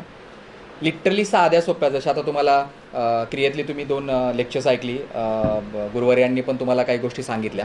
तर त्या ठिकाणी सगळ्यात महत्त्वाचं की त्वचा आहे. त्वचा म्हटलं की तिथं रस, रक्त आणि मांस धातूचा संबंध आहे. रसाची सारता बघताना तुम्हाला त्वक सारता पाहावी लागते. रक्तापासून मांस धातूची उत्पत्ती आहे. ऐका, मांस धातूपासून त्वचेची उत्पत्ती आहे. बरोबर आहे. रस, रक्त, मांस ह्या गोष्टी सांगितल्या असतील ना, सांगितलेल्या आहेत. तरी पण तुमचं रिव्हिजन होऊन जाईल आणि काय म्हणतात त्याला, एक प्रॅक्टिकली एक रिव्हिजन होऊन जाईल. रस, रक्त, मांस या तिन्ही धातूंचा प्रथमतः विचार करणं खूप गरजेचं आहे. मग त्यावेळेला काय केलं पाहिजे तर साधं सोपं रस, रक्त आणि मांस पाचक देणं, जी ज्वरातली आहेत. नेहमी लक्षात ठेवा, ज्वराला अजिबात सोडायचं नाही. ज्वराशिवाय कोणताही आजार नाही, ज्वराशिवाय कोणतंही औषध नाही. ज्वरामध्ये जेवढी औषधं आलेली असतील, तुम्ही अख्ख्या तुमच्या तेवढीच जर औषधं अख्ख्या प्रॅक्टिसमध्ये वापरून तुम्ही कमीत कमी 100 तरी वेगवेगळ्या प्रकारचे रोग बरे करू शकता. मी रुग्ण म्हणत नाही, रोग बरे करू शकता. आता उदाहरण द्यायचं म्हणजे आता एक साधं सोपं धरून चाला. एखादा प्रमेयचा रुग्ण तुमच्याकडे आलेला आहे. प्रमेयचा रुग्ण आलेला आहे आणि त्याला आपण आलं की त्याची हिस्ट्री आपण घेतोच की बाबा तुला काय होतंय, कसं होतंय, का म्हणजे सगळ्या गोष्टी आपण पाहतो. नंतर तो म्हणतो की नाही डॉक्टर, मला लघवीला तर होतंय. एक तर तो डायग्नोस्ड झालेला असतो. आता बऱ्याचदा अवेअरनेस एवढा आहे की त्याला माहीत असतं की मला डायबिटीस आहे बाबा. मग तो आपल्याकडे आल्यानंतर मग आपल्याला त्याच्यामध्ये आता बारकावे शोधायचे आहेत की हा कफज आहे, हा वातज आहे, हा पित्तज आहे. बरोबर. मग आपल्याकडे आल्यानंतर तो आणि तोच सांगतो. बऱ्याचदा आता एवढा अवेअरनेस आहे की तो रुग्णच आपल्याला बराचसा 90% तोच डाटा देतो. 10% फक्त आपल्याला टाकायचा असतो त्याच्यामध्ये.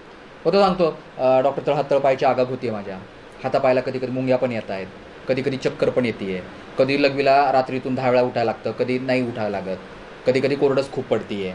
या सगळ्या तो आपल्याला लक्षणं सांगत असतो. मग आपल्याला बारकावे कशासाठी बघायचे तर आपल्याला तो प्रकार कोणता आहे तो पाहण्यासाठी. मग तो कफज आहे, वातज आहे, पित्तज आहे. बरोबर आहे. पण आता आपल्याला असं वाटलं की नाही बाबा हा पित्तज प्रकार आहे, 10 दिसतोय, मुखपाक दिसतोय, नंतर तो सांगताना सांगतो की लघवीलाही मला गरम होतीये, हां भूक पण खूप लागते, अगदी आग्नी पण विकृत स्वरूपाचा आहे किंवा पित्ताचा विकृत आग्नी आहे. या सगळ्या गोष्टी जर पाहिल्यानंतर आपल्याला असं लक्षात येतं की बाबा हा पित्तज प्रमेयाचा रुग्ण आहे. पण आपल्याकडे आता बोंबलायला आपल्याकडे पित्तज प्रमेयाचे औषधच माहीत नाहीत आपल्याला. धरून चाला, काही वेळेला आता आपल्याला डायग्नोज तर झाला हा परफेक्ट, पण आपल्याला माहीतच नाही की हा पित्तज प्रमेयाचा रुग्ण आहे. काही नाही, पित्तज ज्वरामध्ये जायचं. म्हणून मी तुम्हाला सांगितलं ज्वराची उत्तम ज्वराचा अभ्यास करा, उत्तम ज्वराची तोंडपाठ औषधं करा, उत्तम ज्वराची एकेरी द्रव्यचिकित्सा, सामूहिक द्रव्यचिकित्सा, सान्निपातिक चिकित्सा सगळ्या या आहेत ना तुमच्या लाईफ टाईम डोळ्यासमोर आणि लाईफ टाईम तुमच्या जिभेवरती कशा राहतील हे बघा. किराती तिक्ताधिक वात आहे, अमृताष्टक वात आहे, काही नाही यातला एखादा वात द्यायचा टाकून. लिटरली तुम्हाला खोटं सांगत नाही. 8-10 दिवसात पेशंट रुग्ण जेव्हा 10 दिवसांनी तुमच्याकडे येतो ना, तो सांगतो नाही डॉक्टर माझं बाकीचं लक्षण नाही, पण माझी जी तळपायाची आगाग जी होत होती ना ती बरी झाली. आणि तेच तर महत्त्वाचं आहे ना. आपण काय डायबिटीस लगेच बरा करायचं त्याच्याकडनं तो मागताच घेतलेला नाही आहे. त्याला जे काही सिम्पटम्स दिसत आहेत. आणि रुग्ण एक लक्षात घ्या, डायबिटीसचे रुग्ण आपल्याकडे जोपर्यंत डायबिटीस आहेत तोपर्यंत कधीच येत नाहीत. जेव्हा त्यांच्याकडे कॉम्प्लिकेशन्स डेव्हलप व्हायला लागतात, तळपायाची आगाग होणं, मुंग्याचं येणं, दाहाचं निर्माण होणं, भूकच न लागणं, कॉन्स्टिपेशनच तयार होणं, म्हणजे जोपर्यंत तो चांगला आहे, जोपर्यंत तो गोळ्या घेतोय रेग्युलरली, त्या डॉक्टरकडे जातोय ॲलोपॅथीच्या आणि गोळ्या घेतोय, तोपर्यंत तो आपल्याकडे कधीच येत नाही, कारण तो स्टेबल असतो तिथं. पण ज्यावेळी त्याला ह्या कॉम्प्लिकेशन्स डेव्हलप व्हायला लागतात त्याच कॉम्प्लिकेशन स्टेजमध्ये हे रुग्ण आपल्याकडे येतात. आणि हे आल्यानंतर मग आपल्याला बारकावे बघावे लागतात आणि त्यानुसार त्यांना ट्रीटमेंट द्यावी लागते. म्हणा लक्षात, म्हणजे म्हणून ज्वराला कधी सोडायचं नाही, म्हणजे देऊन टाकायची. तुम्हाला वातज वाटला, वातज ज्वरातली जेवढे काही ड्रग्स आहेत ती देऊन टाकायची. कफज वाटला, कफज ज्वरातली जी काही आहे ती ट्रीटमेंट देऊन टाकायची. असं सगळीकडे. म्हणजे अर्शाचा जरी पेशंट आला, तुम्हाला अर्शातली काही औषधं माहिती आहेत पण प्रचंड त्याला दाह आहे, काय नाही पित्तज्वराची काढे देऊन टाकायची. किंवा पित्तज्वरातली जे काही आपल्याकडे कामदूध आले असेल, चंद्रकलारस आले असेल, लघुमालिन्यसंत आले असेल, प्रवाळ भस्म आलेलं असेल, गोदंती भस्म आलेलं असेल, गैरिक आलेलं असेल, हे सगळं. मग मला सांगा हीच तर ट्रीटमेंट आहे किंवा पित्ताची आणि पित्तच कोणत्याही गोष्टीची? ह्याच्या वेगळं काय आपण देतो सांगा ना. आणि शेवटी त्वचा तीच आहे, रसधातू तोच आहे. असं काही नाही की ज्वरातला रसधातू वेगळा होता आणि मला प्रमेय झाला, प्रमेयातला माझा रसधातू वेगळा आहे. लक्षात घ्या, हे बारकावे जे आहेत ते लक्षात घ्या. किंवा आरशामध्ये माझा पित्तदोष जो दूषित झालेला होता तो वेगळाच दोष आहे, हा शारीरिक पित्त जो माझं नेहमीचं जे पित्त आहे तो दोष नव्हता, असं अजिबात नाही आहे. दोष तेच आहेत, धातू तेच आहेत, उपधातू तेच आहेत आणि मलही तेच आहेत. म्हणून ज्वर सांगत असतानाच आपल्याकडे प्रचंड प्रमाणात औषधं तिथं देऊन ठेवलेली आहेत.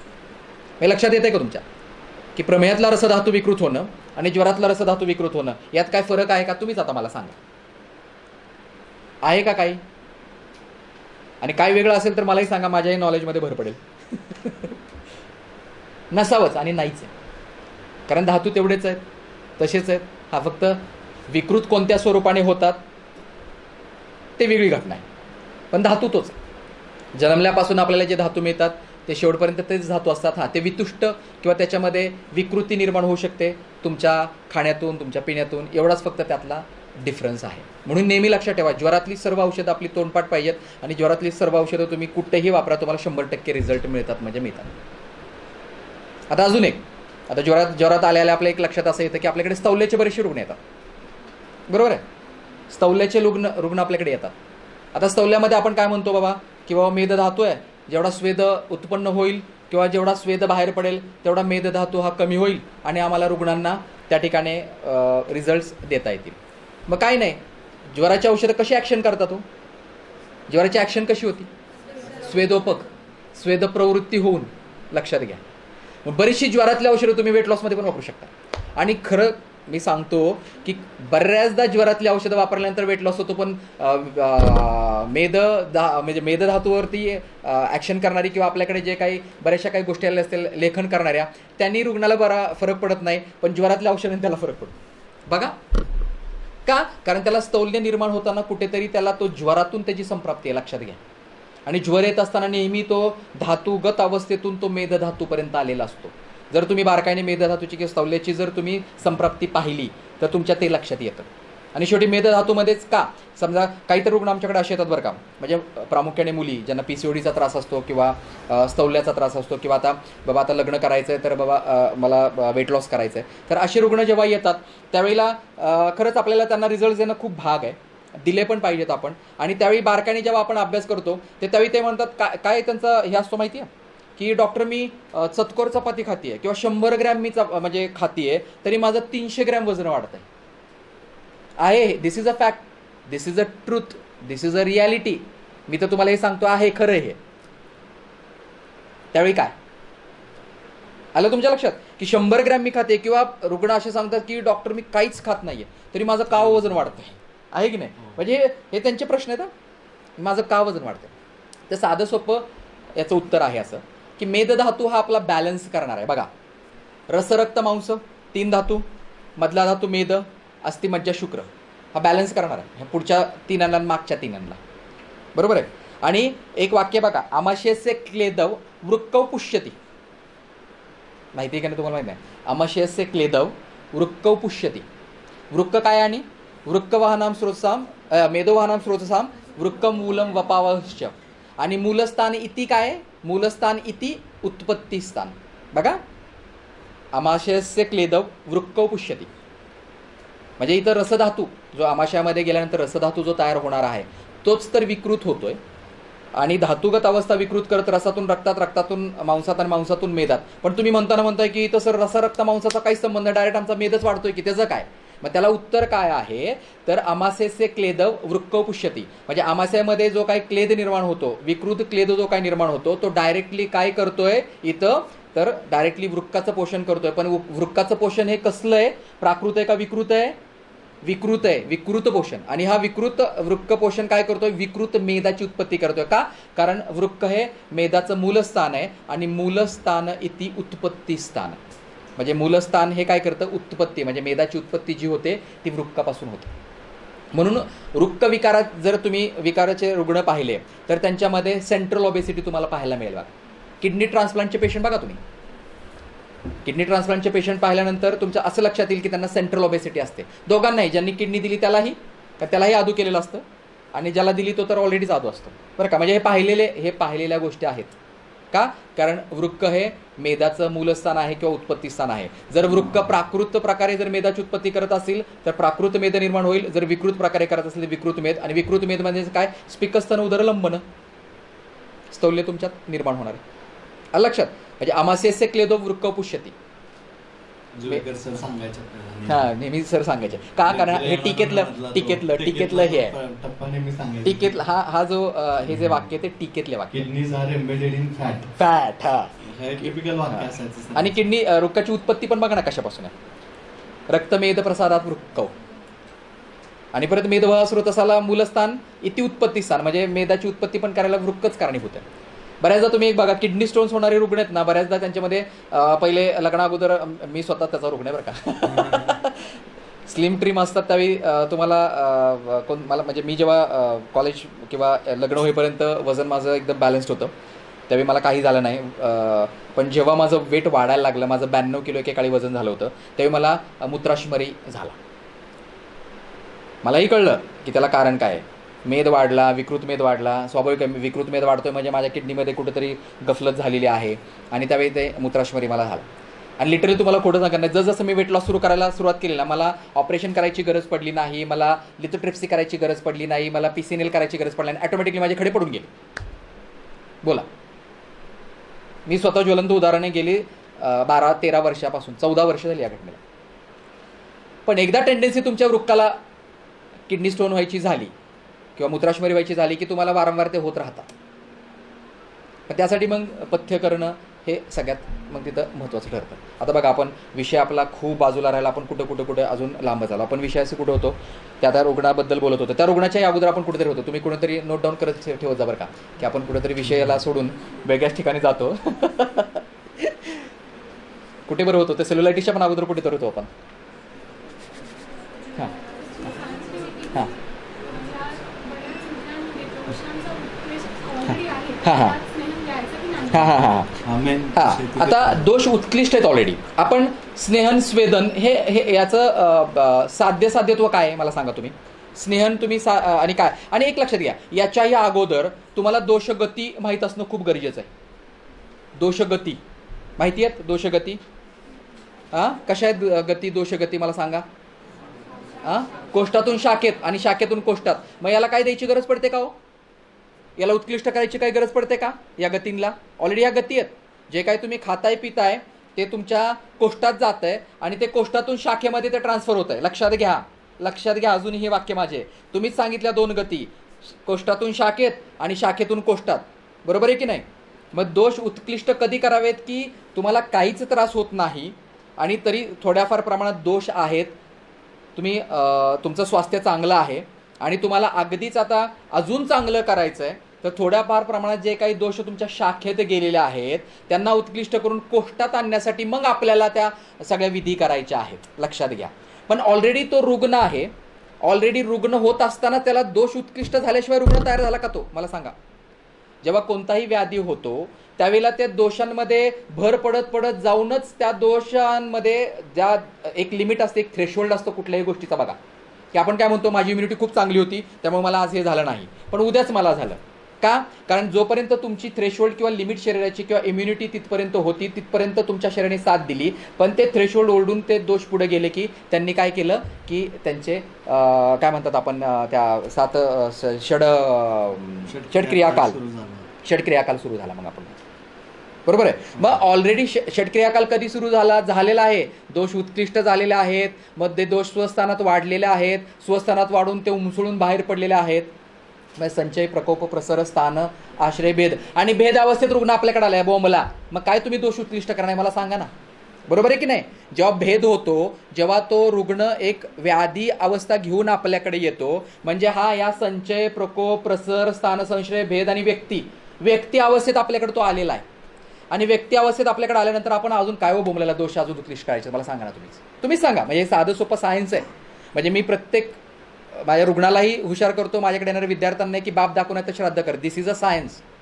आयुर्वेद पण हे प्रचंड सायन्स आहे. आपल्याला कळायला आपण मूर्ख आहोत, आपण फार आयुर्वेद कळणारे इतपत आहोत. म्हणून मी तुम्हाला सांगतो की पहिला ॲलोपॅथीचं ज्ञान घ्या. ॲलोपॅथीचं घेतल्यानंतर तुम्हाला खरंच आयुर्वेद काय आहे तो कळेल. म्हणून मी नेहमी सांगताना तुम्हाला पहिलं वाक्य सांगितलं की ॲलोपॅथीचं खरंच नॉलेज घ्या तुम्ही.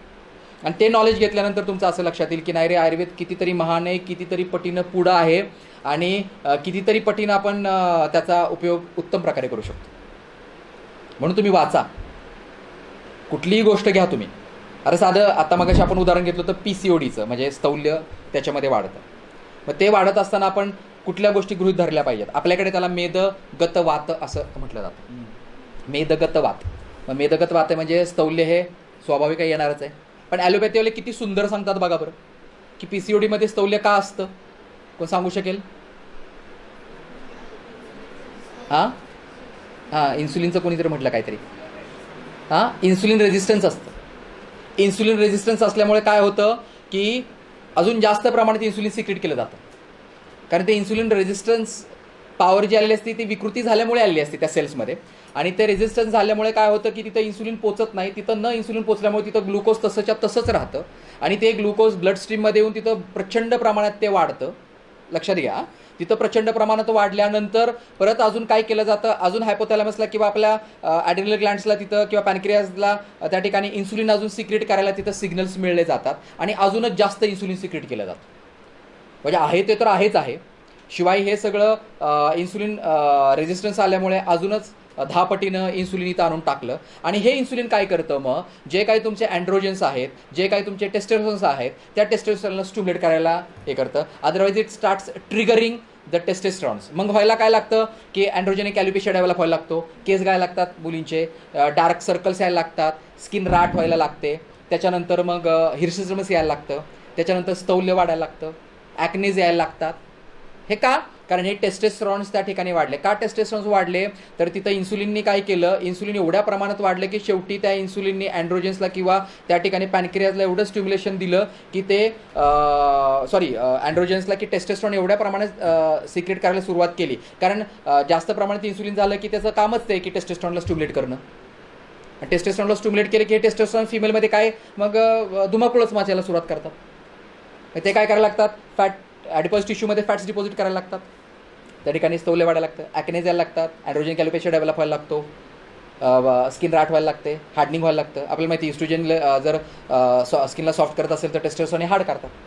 ब्लॅकनेस टेस्टोस्टेरॉनमुळे येतो. या सगळ्या गोष्टी त्या ठिकाणी व्हायला लागतात. ही कशी इटिओलॉजी आपल्याला सगळी माहिती आहे मला सांगा, आणि आपल्याला पटते का नाही मला सांगा. इटिओलॉजी जेव्हा ही दिली जाते किंवा ही संप्राप्ती जेव्हा मांडली जाते तेव्हा आपल्याला हे किती छान मांडली आहे. पण आपली आयुर्वेदाची काय म्हटलं ना की खरंच आपल्याला बोंबल्याला कळतच नाही. खरंच आहे, ही वस्तुस्थिती आहे. बघा तुम्ही म्हणजे कुठल्याही आजाराचा तुम्ही मागच्या वेळी तुम्ही याचं सांगितलं होतं काहीतरी लंफ आणि ते ॲडेनॉइड ग्लँड्स, मला तर नीट आठवत नाही. अच्छा हां, ते आपलं थायरॉइड नाही, पॅरोटिड ग्लँड्स, आपल्या पॅरोटिड ग्लँड्स म्हणजे आपल्याला मम्स जेव्हा होतात, पाषाण गर्दभ, ते आता तेही सांगतो आता उभार निघाले तर पाषाण गर्दभ झाल्यानंतर, मम्स झाल्यानंतर किंवा एखादा रुग्ण तुमच्याकडे इन्फर्टाईल जेव्हा येतो, मेल इन्फर्टिलिटी घेऊन येतो, ऐका, मेन इन्फर्टिलिटी घेऊन आल्यानंतर त्याच्यामध्ये ॲझोस्पर्मिया हा एक रिपोर्ट असतो. ॲझोस्पर्मिया हा रिपोर्ट असतो त्यावेळेला आपल्याला असं लक्षात येतं की बाबा ह्याच्यात 0 काउंट आहे. पण ठीक आहे, 0 काउंट म्हणजे कम्प्लिटली 0 असं आपण धरू शकत नाही, कारण काय कारण असतो 0 झाला असेल बाबा, त्याच्यात काही असू शकतो. म्हणून आपण काय करतो, टेस्टिक्युलर बायोप्सीसाठी जातो. बघा आता की जर तो ॲझोस्पर्मियाचा आपल्याकडे रिपोर्ट घेऊन आलेला असेल तर आपण काय करतो की त्याला टेस्टिक्युलर बायोप्सी कर बाबा, कारण आडात असेल तर पोहऱ्यात येणार आहे. हो, आडात नसेल तर पोहऱ्यात कुठून येणार आहे. पण काही रुग्ण आपल्याला असे पण सांगतात, सर माझा आता 0 काउंट आहे, पण गेल्या 2-3 वर्षापूर्वी मी जेव्हा केला होता त्यावेळी 1 मिलियन होता, 10,000 होता, 10 मिलियन होता, असं काहीतरी सांगतात. मग त्यावेळी आपल्याला एक असं लक्षात येतं की नाही बाबा याला काहीतरी इन्फेक्टिव्ह पॅथॉलॉजी दिसते, मग आपण त्याला ट्रीटमेंट द्यायला सुरुवात करतो आणि त्या रुग्णामध्ये आपल्याला रिझल्ट्स पण पाहायला मिळतात. पण जेव्हा हा रुग्ण येतो त्याला काहीच हिस्ट्री माहीत नसते, पहिल्यांदाच बोंबलायला केलेलं असतं, मग आपण परत रिपीट करायला सांगतो त्याला, दुसऱ्या लॅबमध्ये जाऊन तो रिपीट करतो, क्रॉस चेक करतो, पण तिथंही आपल्याला अशा लक्षात येतं की नाही बाबा आत्ताही त्याचा काउंट 0 आहे. मग आपण त्याला पुढच्या याच्यासाठी पाठवायचं म्हणजे टेस्टिक्युलर बायोप्सी. आता टेस्टिक्युलर बायोप्सीसाठी का, मग आता टेस्टिक्युलर बायोप्सीसाठी पाठवायचं तर आपल्याला टेस्टिक्युलरची हिस्टॉलॉजी माहिती असणं खूप गरजेचं आहे, लक्षात घ्या. किंवा तुम्ही असं म्हणू शकत नाही एखादा पेशंट आपल्याकडे आल्यानंतर नाही बाबा मी आयुर्वेदामध्ये MD केलं आहे, मी आयुर्वेदाचा पूर्ण अभ्यास केला आहे, मला काय माहीत नाही ही टेस्टिक्युलर बायोप्सी काय असतं वगैरे, असं म्हणून चालत नाही. मग तुम्ही ग्रामीण भागात जर गेला तर असे रुग्ण तुमच्याकडे अनेक येणार आहेत. मग त्यावेळी तुम्हाला टेस्टिक्युलर बायोप्सीमध्ये तुम्हाला हिस्टॉलॉजिकली टेस्टिसचं जे स्ट्रक्चर आहे ते माहीत असणं गरजेचं आहे. किंवा स्पर्मॅटोजेनेसिस होण्यासाठी काय काय गरजेचं आहे, तिथं लिडिक सेल्स आहेत, तिथं जर्मिनल लेअर आहे, लक्षात, मग सर्टोली सेल्स आहेत, या सगळ्या गोष्टी त्या स्पर्मॅटोजेनेसिसमध्ये मदत करतात. मग जेव्हा तुम्ही त्या रुग्णाला टेस्ट करायला पाठवता आणि त्यामध्ये जर या प्रेझेंट असतील तर मग तुम्ही तो रुग्ण घ्या ना, त्याला ट्रीट करायला काहीच अडचण नाही. पण त्या जर ॲबसेंट असतील तर त्याच्यात काय अर्थ आहे का मला सांगा. काहीच अर्थ नाही, कारण ब्रह्मदेव जरी आला तरी तिथं काहीच उत्पत्ती करू शकणार नाही आहे, कारण तिथं तो उत्पत्ती करणारा तो लेअरच नाही आहे किंवा त्या पेशीच नाही आहे. बरोबर आहे. आता सांगायचा मुद्दा म्हणजे काय, तर हा रुग्ण आपल्याकडे येतो, इन्फर्टिलिटीचा प्रकार घेऊन येतो, पण यामध्ये असं सांगितलेलं आहे की जेव्हा पाषाण गर्दभ असतो किंवा मम्स असतात त्यावेळी आपल्याला ऑर्कायटिस आणि उफोरायटिस आणि ऑर्कायटिस हे लक्षण पाहायला मिळतं. हां, मग आता हे का, म्हणजे मी नेहमी आयुर्वेदात म्हणजे जेव्हा लेक्चर्सला जातो किंवा मी माझ्या कॉलेजला जेव्हा लेक्चर्स द्यायला जायचो ना, तेव्हा मी एक वाक्य नेहमी विद्यार्थ्यांना किंवा तिथं इवन मी कर्नाटकात गेल्यानंतर ना आमच्या प्रिन्सिपलांपासून, आमच्या चेअरमनपासून आमच्या सगळे लेक्चरर्स माझ्या लेक्चरला येऊन बसायचे, आवर्जून येऊन बसायचे, मुद्दामून येऊन बसायचे, कारण काहीतरी ज्ञानात भर पडते हो. भले आपण किती नॉलेजेबल असलो ना, पण क्रियेचं नॉलेज असं आहे की ते कधीच न संपणार आहे. आजपर्यंत बघा की तुम्हाला नोबेल प्राइजेस मिळतात, सगळं क्रियेतच आहेत, कारण क्रियेशिवाय काहीच नाही. आणि इच अँड एव्हरी टाईम हे डिफरंट काहीतरी शोध लागतात हो. म्हणून क्रियाविषयच इतका सुंदर आहे ना, रचनेमध्ये एवढे फारसे बदल होत नाहीत. बघा ना तुम्ही, जेवढी हाडं आहेत तेवढीच हाडं आहेत, जेवढे ऑर्गन्स आहेत तेवढेच ऑर्गन्स आहेत. एखादं नवीन वेस्टिजल असेल, काय नवीन शोधात मायक्रो असेल तर ते निघेल, पण वास्तविक पाहता ढोबळ मनाने आपण पाहिलं तर ते तेवढंच आहे. पण क्रियेमध्ये रोज बदल येतो, रोज बदल आहेत. म्हणजे आपल्याला आपलं अपडेट होणं खूप महत्त्वाचं आहे. लक्षात. मग आता मी तुम्हाला काय प्रश्न विचारला की बाबा मम्स आल्यानंतर किंवा पाषाण गर्दभ झाल्यानंतर इथं टेस्टिसला आणि ओव्हरीजला इन्फेक्शन व्हायचं कारण काय, हा प्रश्न आहे. बरोबर, हा प्रश्न आहे की नाही. म्हणजे उत्तर काय, नाही आता येणार नाही हे वेगळी गोष्ट आहे, किंवा यायलाच पाहिजे असं पण नाही आहे. आलं तर अतिउत्तम, कारण तुमचा तेवढा अभ्यास झालेला असेल, पण नाही आलं तरी काही फारसं हे नाही आहे. पण ते मलाही उत्तर सापडलेलं नव्हतं. मी आमच्या एका गुरुवर्यांना विचारलं होतं, त्यांनीही मला असं सांगण्यात आलं की histological structure of testis, histological structure of parotid gland आणि histological structure of ovaries is similar. पण मी शारीरिक क्रियेचा विद्यार्थी, मी म्हणलं नाही बाबा, मला तर हे पटतच नाही आहे, कारण मी स्वतः डोळ्यानं पाहिलेत, बाप दाखवण्यात तर श्राद्ध कर, या स्ट्रक्चर्समध्ये कुठंच साम्य नाही आहे. पण मला तर असं सांगण्यात आलं आहे, पण मी काही त्याला उत्तर दिलं नाही किंवा परत प्रतिप्रश्न केला नाही. ऐका आता ह्या सगळ्या गोष्टी, मी MDला होतो शेवटच्या वर्षाला, पण ज्या वेळेला MDच्या शेवटचं वर्ष झालं की मला मी तुम्हाला आता ते सांगता राहिलो की हरीश जसं म्हटला की सर जात नाहीत लेक्चर्सला वगैरे, मग सर कर्नाटकात कसे जातात, तर त्याचं कारण फार मोठं आहे. कारण जेव्हा मी MDच्या शेवटच्या वर्षाला होतो आणि हे जे SDM ट्रस्टचं मेडिकल कॉलेज आहे जे तेरदाळमध्ये आहे कर्नाटकात, म्हणजे बॉर्डरला आपल्या महाराष्ट्र बॉर्डरमध्ये, तर ते फर्स्ट म्हणजे त्यांना जस्ट नवीन कॉलेज चालू करायचं होतं. आणि ते जे डीन किंवा तिथले जे चेअरमन होते त्यांना चांगले लेक्चरर्स जे यंग आहेत, जे जस्ट पासआउट झालेले आहेत आणि पुणे युनिव्हर्सिटीतूनच पासआउट झालेले, तेच त्यांना हवे होते. आणि योगायोगानं ते साने गुरुजीच्या कॉलेजमध्ये आले आणि आम्हीच भेटलो. मी आणि माझे एक अनुयायी म्हणण्यापेक्षा माझे एक मित्र आहेत भागवत म्हणून, तर आम्ही दोघंच त्यांना भेटलो आणि त्यांनी आम्हालाच विचारलं की इथलं PG डिपार्टमेंट कुठे आहे. म्हटलं आम्हीच दोघं PGला, कारण माझं पहिलं ॲडमिशन साने गुरुजीतलं, मी एकटाच होतो. म्हणजे हा माधव तरी जरा माझा ज्युनियर होता 1 वर्षाने, नाही तर माझं पहिलं ॲडमिशन हे 2001-2 मधलं माझं पहिलं ॲडमिशन, कारण जस्ट PG सुरूच झालं होतं साने गुरुजीमध्ये, सुमतीबाई आयुर्वेद कॉलेजमध्ये जे PGचं डिपार्टमेंट सुरू झालं ते माझ्याच ॲडमिशनने. हां, म्हणजे मी पहिला विद्यार्थी तिथला आणि मी एकटाच असायचो. आणि मग ही सगळी ज्युनियर माझ्याबरोबर असायची. मग ते आल्यानंतर आम्हाला त्यांनी डायरेक्ट ऑफर देऊन टाकली की तुम्हाला लेक्चरशिप मिळेल, एवढा पगार मिळतोय, आणि काही कमवत नसताना 10,000 पगार म्हणल्यावर किंवा 6,000 पगार म्हणल्यावर ते आपल्याला केवढी छाती भरते हो. 50 रुपये पण खूप झाले. खरी कमवत आईबापांनी घराबाहेर काढल्यावरती कळतं की 50 रुपये पण कमवायला किती लागतं. आणि लिटरली खोटं सांगत नाही, मला पॉकेट मनी 10,000 रुपये मिळायचा, पण मला पगार ऑफर कितीची आली माहिती का, 6,500ची. पण त्यावेळी मला रिअलाइज झालं की माझी किंमत काय आहे. घरच्यांच्या दृष्टीतून माझी किंमत फार मोठी होती, 10,000ची होती, पण आपल्या स्वतःच्या यांनी मला असं लक्षात आलं की आपली किंमत फार 0 आहे आणि 6,000 म्हणजे खूप कमी आहे आणि तेवढीच आपली किंमत आहे हे रिअलाईज केलं.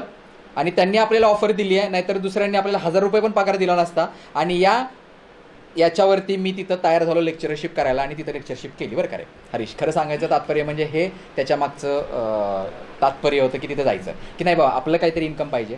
आता आपण MD झालो आहोत किंवा उद्या आपण MD पास आउट होणार आहोत आणि आपलं स्वतःचं अस्तित्व काय, आपण काय करू शकतो. आणि त्यावेळी 6.5 म्हणजे खूप होत्या. 2004 सालची घटना मी सांगतो. आता ते न जाता मला खूप देतात, आता सांगायची काही गरज नाही. आता जवळ ते पण आता तर आयुर्वेदातला आयकॉन आहे. अशा छानपैकी BMW करत असतात, खूप मोठं हॉस्पिटल आहे.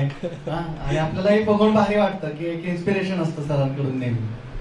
नाही म्हणजे या गोष्टी, आणि कसं माहिती आहे, या गोष्टी घेण्याचं पण आता मी का सांगतोय तुम्हाला, त्याचंही मोठं एक कारण आहे. जेव्हा मी शेवटच्या मला वाटतं सर आपल्याकडे यायचे तेव्हा स्कोडा घेऊन यायचे, रेड कलरची स्कोडा असायची सरांकडे, आणि खूप अट्रॅक्शन फार अट्रॅक्शन असायचं आम्हाला. म्हणजे सर येत आहेत म्हणजे स्कोडा घेऊन येतात, म्हणजे स्कोडा म्हणजे त्यावेळेस चॉपरच होतं काय आहे की नाही. आणि सर आम्हाला लेक्चर्सला दर गुरुवारी यायचे मराठी सर. आम्ही वी यूज टू क्रेव्ह, म्हणजे क्रेविंग म्हणतो ना, एखादं कसं एखाद्या गोष्टीसाठी क्रेव्ह करतं, तसे आम्ही गुरुवारच्या याची वाट बघायचो सरांची. खरंच म्हणजे सरांनी आम्हाला एक फार सुंदर ट्रॅक दाखवून दिला की आम्ही आयुष्यात कधीच विसरू शकत नाही. तो दुसरा कोणालाच दाखवता नाही आला. जाताना सरांना बाय बाय करणं याचा सुद्धा जो आनंद. हो हो हो, खूप खूप खूप छान.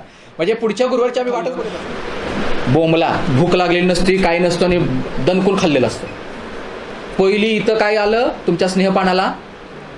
व्यापद. लक्षात घ्या. एक दुसरं उत्तर पण सगळी चुकीची बरं का. वास्तविक पाहता जर तुम्ही उत्तम प्रकारे आणि शास्त्रोक्त पद्धतीने जर तुम्हाला स्नेहपान करायचं असेल तर त्या रुग्णाला तुमच्या अंडर ऑब्झर्वेशन ठेवा. शक्य आहे का हो? शक्य आहेत का गोष्टी या? अशक्य आहेत. केरळमध्ये करतात अजून, तिथं येऊन राहतात ना दर 3 तासाला प्यायला येऊन राहतात म्हणजे लिटरली. मग तिथं देणं खरंच गरजेचं आहे आणि तिथं उत्तम प्रकारे ते साध्य होऊ शकतं. आपल्या इथं नाही. एक का? आता दुसरं उत्तर, एक तर आपल्याला चुकीचं उत्तर दिलं. मग आपल्याकडे काय झालं की पूर्ण स्नेहपान झाल्यानंतर जर सम्यक स्नेहाची लक्षण दिल्यानंतर आपण शोधन करायचं, मग विरेचनासाठी 1 दिवस सोडायचा, वमनासाठी दुसऱ्या दिवशी द्यायचं, ह्या सगळ्या गोष्टी आलेल्या आहेत. बरोबर आहे. मग इथं आपण काय केलेलं आहे की दोष उत्कृष्ट नसताना त्यांना उत्कृष्ट केलेलं आहे, किंवा उत्कृष्ट असताना अजून जास्त उत्कृष्ट केलेले आहेत. म्हणजे विषारी उडसवतं 10 ग्रॅम, आता आपण अजून त्याच्या 100 ग्रॅम विषार अजून आणून तिथं टाकलेलं आहे. मग आता आपला हेतू काय राहतो, तर जेव्हा शुद्धी करायची आहे तर उत्तम प्रकारे त्या रुग्णाची शुद्धी झाली पाहिजे. तुम्ही देता विरेचन होतात 2 जुलाब, काय झालं? एवढे दोष उत्कृष्ट करून तुमचं काय झालं मला सांगा? काय साध्य केलं तुम्ही? मग मी तर एक सांगेल की जर तुम्ही उत्तम प्रकारे स्नेहपान केलेलं नसेल, उत्तम प्रकारे तुम्हाला सम्यक स्नेहाची लक्षणं दिसलेली नसतील आणि तुमचं उत्तम प्रकारे जर तिथं शोधन झालेलं नसेल तर विविध प्रकारचे जे आपण स्वतःही प्रेडिक्ट करू शकत नाही अशा प्रकारचे विकार त्या रुग्णांमध्ये होतात. असा माझाच एक रुग्ण आहे आणि आता तो माझ्याकडेच आहे, त्याला झाला सोरायसिस. त्याला दिलं होतं वमन मी फार सुरुवातीला. अजूनही तो त्या पेशंटचं पण नाव आहे, तो वेटरनरी डॉक्टर आहे, अजूनही माझा पेशंट आहे, त्याचा मुलगाही माझा पेशंट आहे, आता तो पण 12वीला आहे. त्याचं नाव आहे संदीप हगारे. 2006 सालचा माझा पेशंट आला. तो त्याला मस्तपैकी मी हे स्नेहपान दिलं, हे दिलं कशासाठी, तर त्याला ॲलर्जिक सर्दी, थोडे जरी वाऱ्यात गेलं तरी सर्दी, शिंका, कफ, आणि म्हणलं मस्तपैकी याला वमन देऊन टाकावं आता. घेतलं ना वमनाला. सम्यक स्नेहाची लक्षणं झालं का? झालं. हे झालं का? झालं. भूक कधी लागली? नाही लागली 12 वाजता. अरे कधी कसली काय? भूक लागलेली असती रात्रीच्या 1ला ह्या रुग्णांना, आणि जेवतो हा दुपारच्या 12ला. काय साध्य केलं त्याने? काहीच नाही. हां, दुसऱ्या तिसऱ्या दिवशी विचारलं की नाही संडास कशी झाली, तूप पडलं का? हां तूप पडलं, म्हणजे पडलेलंही नसतं. बघा म्हणजे हे सगळे आपल्याला काय करतात माहिती का? These are all deceptive things आपण म्हणतो. डिसेप्टिव्ह म्हणजे आपलं फार डिसेप्टिव्हनेस ह्याच्यामुळे वाढतो. म्हणजे मृगजळ, एखादं मृगजळ कसं असतं की तसं आपलं हे प्रकार होऊन जातं. म्हणजे खरं तर वास्तविक पाहता सगळं स्टोरी वेगळी आहे, पिक्चर वेगळं आहे, आणि ते प्रेझेंट आपल्याला कम्प्लिटली वेगळं करतात.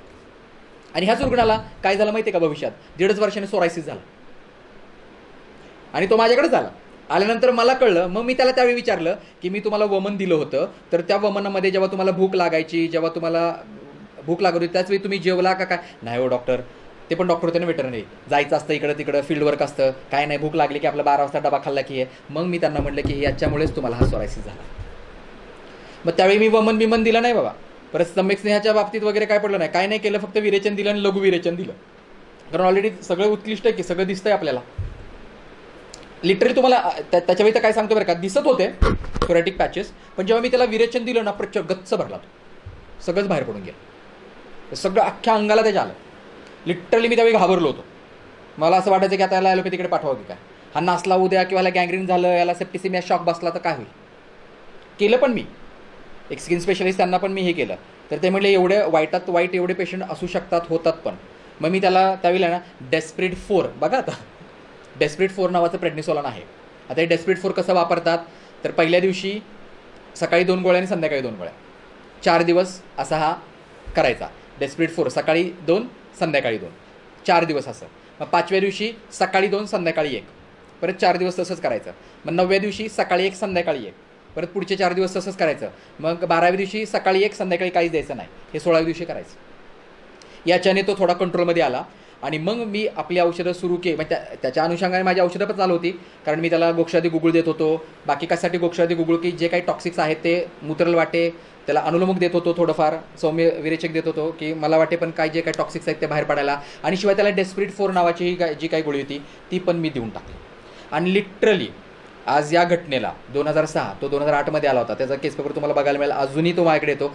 परत त्याला काहीही झालेलं नाही. दर 3-4 वर्षातनं तो मात्र लघु विरेचन घ्यायला येतो. अलग लक्षात.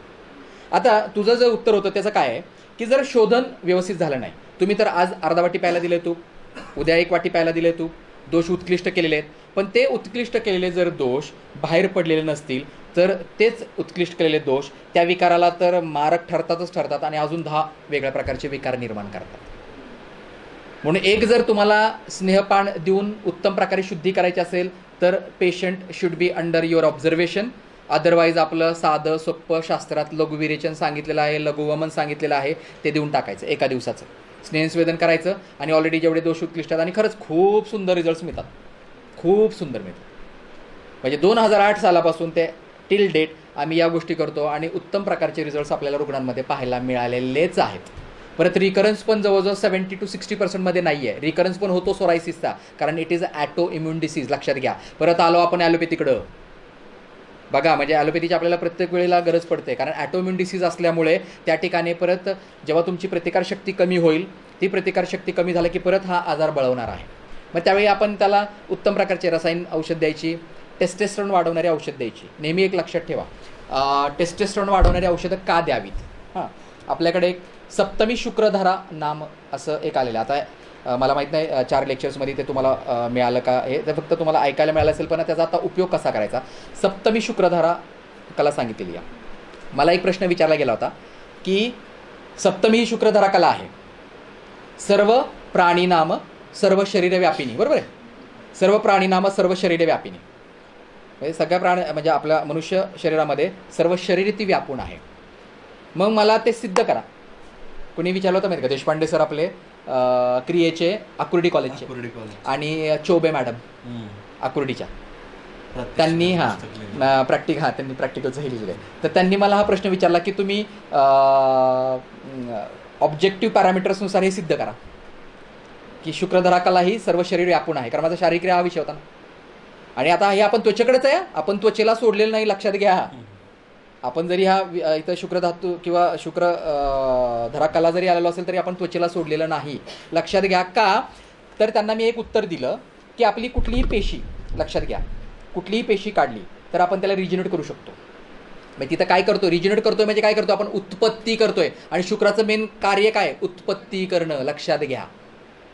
मग जर एक जरी सेल तुमची डेड झाली तरी ती डेड झालेली सेल तुम्ही उत्पन्न करू शकताय, म्हणजे तिथं उत्पत्ती होती. म्हणजे उत्पत्ती हे कर्म कुणाचं आहे तर शुक्र धातूचं आहे, लक्षात घ्या.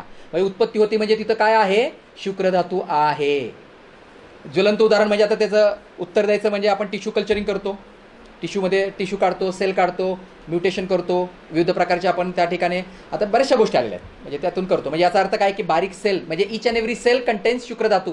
मग सर्व प्राणीनाम सर्व शरीर व्यापिनी, आलं का नाही याचं उत्तर, बरोबर आहे. म्हणजे शुक्र धातू तुमचा चांगला असणं पेशी उत्पत्ती करण्यासाठी किती महत्त्वाचं आहे हे जर तुमच्या लक्षात आलं असेल तर क्रॉनिक स्किन डिसीजमध्ये किंवा अनहिलिंग वुंड्समध्ये शुक्र धातूला तुम्ही कितपत वेटेज दिलं पाहिजे ठरवा.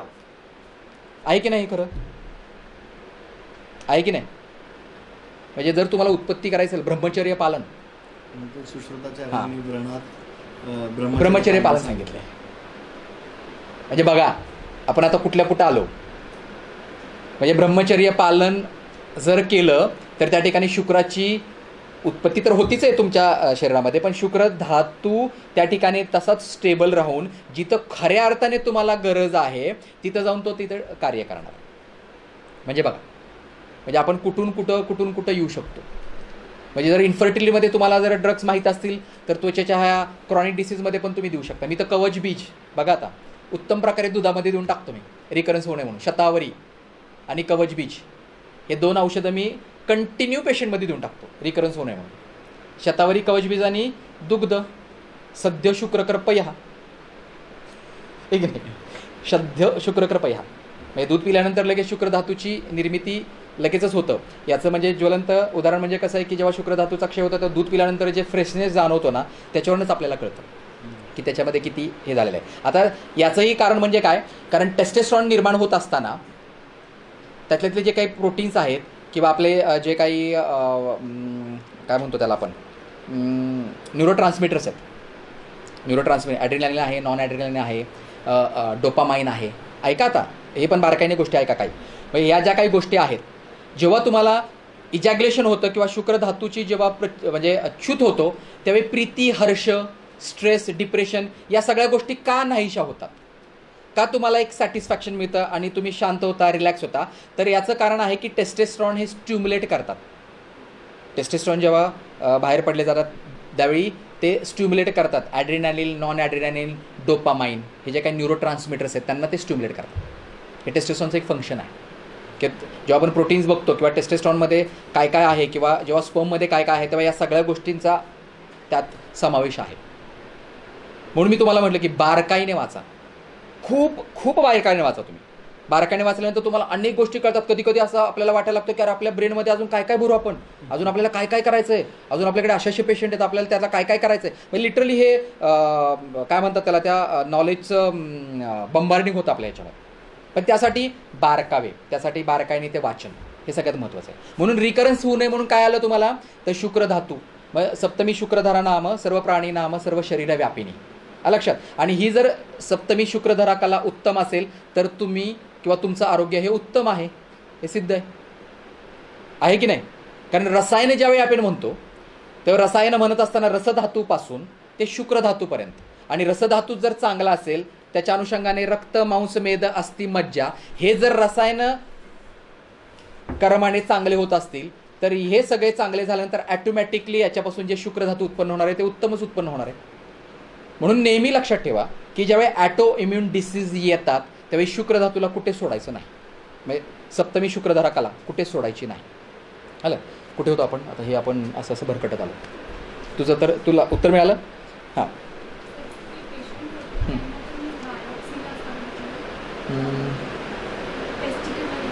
टेस्टिक्युलर बायोप्सीमध्ये, टेस्टिक्युलर बायोप्सीमध्ये गेल्यानंतर मग की सगळ्यात महत्त्वाचं काय आहे की तिथं लेयर्स आहेत का, तिथं त्या सेल्स आहेत का की जेणेकरून तुमचं स्पर्मॅटोजेनेसिस होणार आहे किंवा शुक्राची उत्पत्ती होणार आहे. जर असेल तर तुम्ही पेशंटला ट्रीटमेंटला घ्या, नाहीतर त्याला स्पष्ट सांगा की you will need a donor.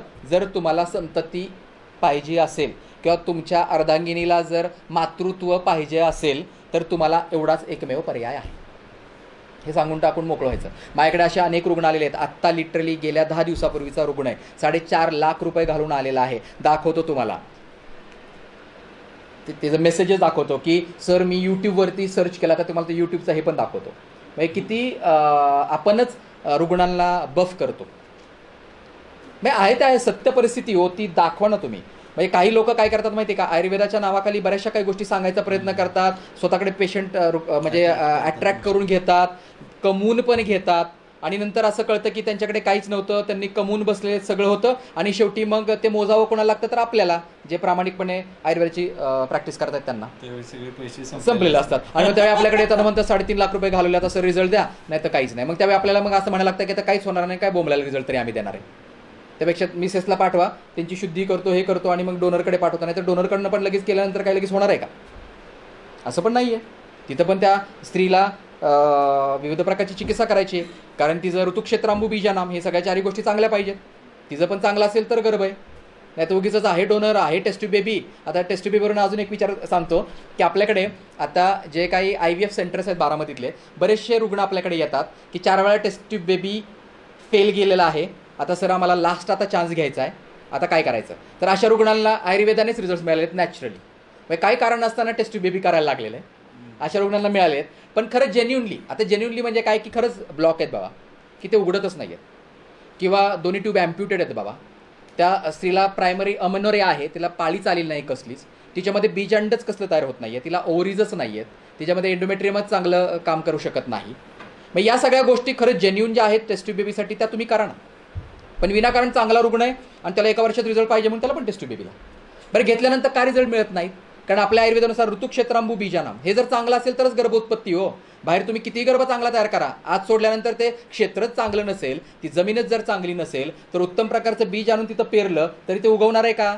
उगवलं तरी किती दिवस टिकणार आहे? हे प्रत्यक्ष आपण बघतो. यथा लोके तथा देहे. आलं का लक्षात? म्हणजे आता परत आपण फरफुटलो कुठेतरी, IVF वरती कुठेतरी आलो. म्हणजे आता हे रुग्ण आल्यानंतर आपल्याकडे रिझल्ट्स का मिळतात? भले जेन्युन कारण असेल तरी रिझल्ट्स का मिळतात? कारण जेव्हा आपण हे ऋतुक्षेत्र, अंबू आणि बीज हे जर चारही गोष्टी चांगल्या केल्या आणि हे चारही गोष्टी चांगल्या करून जेव्हा तो टेस्ट ट्यूब बेबीच्या परत पुढच्या सायकलला जातो तेव्हा फर्स्ट सायकलमध्येच हा रुग्ण किंवा ती रुग्णा कन्सिव्ह होऊन जातो. त्याचं कारण आता तुम्हाला कळलं असेल की बीज शुद्धी, जमीन शुद्धी, ऋतुमान शुद्धी आणि आहार विहार किंवा खतपाणी जे काय आहे, जे काय खाणार पिणार आहेत, अंबू शुद्धी, ह्या चारही शुद्धी केल्यानंतर स्वाभाविक आहे की उत्तम प्रकारचं आपल्याला पीक पाहायला मिळतं. बेनं चांगलं असेल, जमीन चांगली असेल, ऋतुमान चांगलं असेल आणि खतपाणी चांगलं जर असेल तर उत्तम प्रकारचं पीक आपल्याला पाहायला मिळतं. बरोबर आहे की नाही? यथा लोके तथा देह. जर ह्या चार गोष्टी जर बाहेरच्या जगात आपल्याला पाहायला मिळत असतील, यात जर आपण त्या पुरुषामध्ये चारही गोष्टी शुद्ध केल्या, म्हणजे पुरुष बीज आणि स्त्री बीज शुद्ध केलं, स्त्रीचं गर्भाशयाची पिशवी शुद्धी केली, ऋतुमानात काय विकृती असेल ते शुद्ध केलं आणि जे काय खाण्यापिण्यावरती खूप मोठं लेक्चर होऊ शकतं. म्हणजे काय खाल्लं पिल्लं पाहिजे बाबा. आपल्याकडे अनेकदा आता आपण परत त्या हेतू सेवनावरती आलो की रुग्ण जेव्हा आपल्याकडे येतात त्यावेळी खरंच खाण्यापिण्यावरती शेवटी त्या खाण्यापिण्यानेच आपलं शरीर तयार झालं हो. तुम्हाला उत्तम प्रकारची त्वचा पाहिजे असेल तर उत्तम प्रकारचं तुम्ही खाल्लं पाहिजे.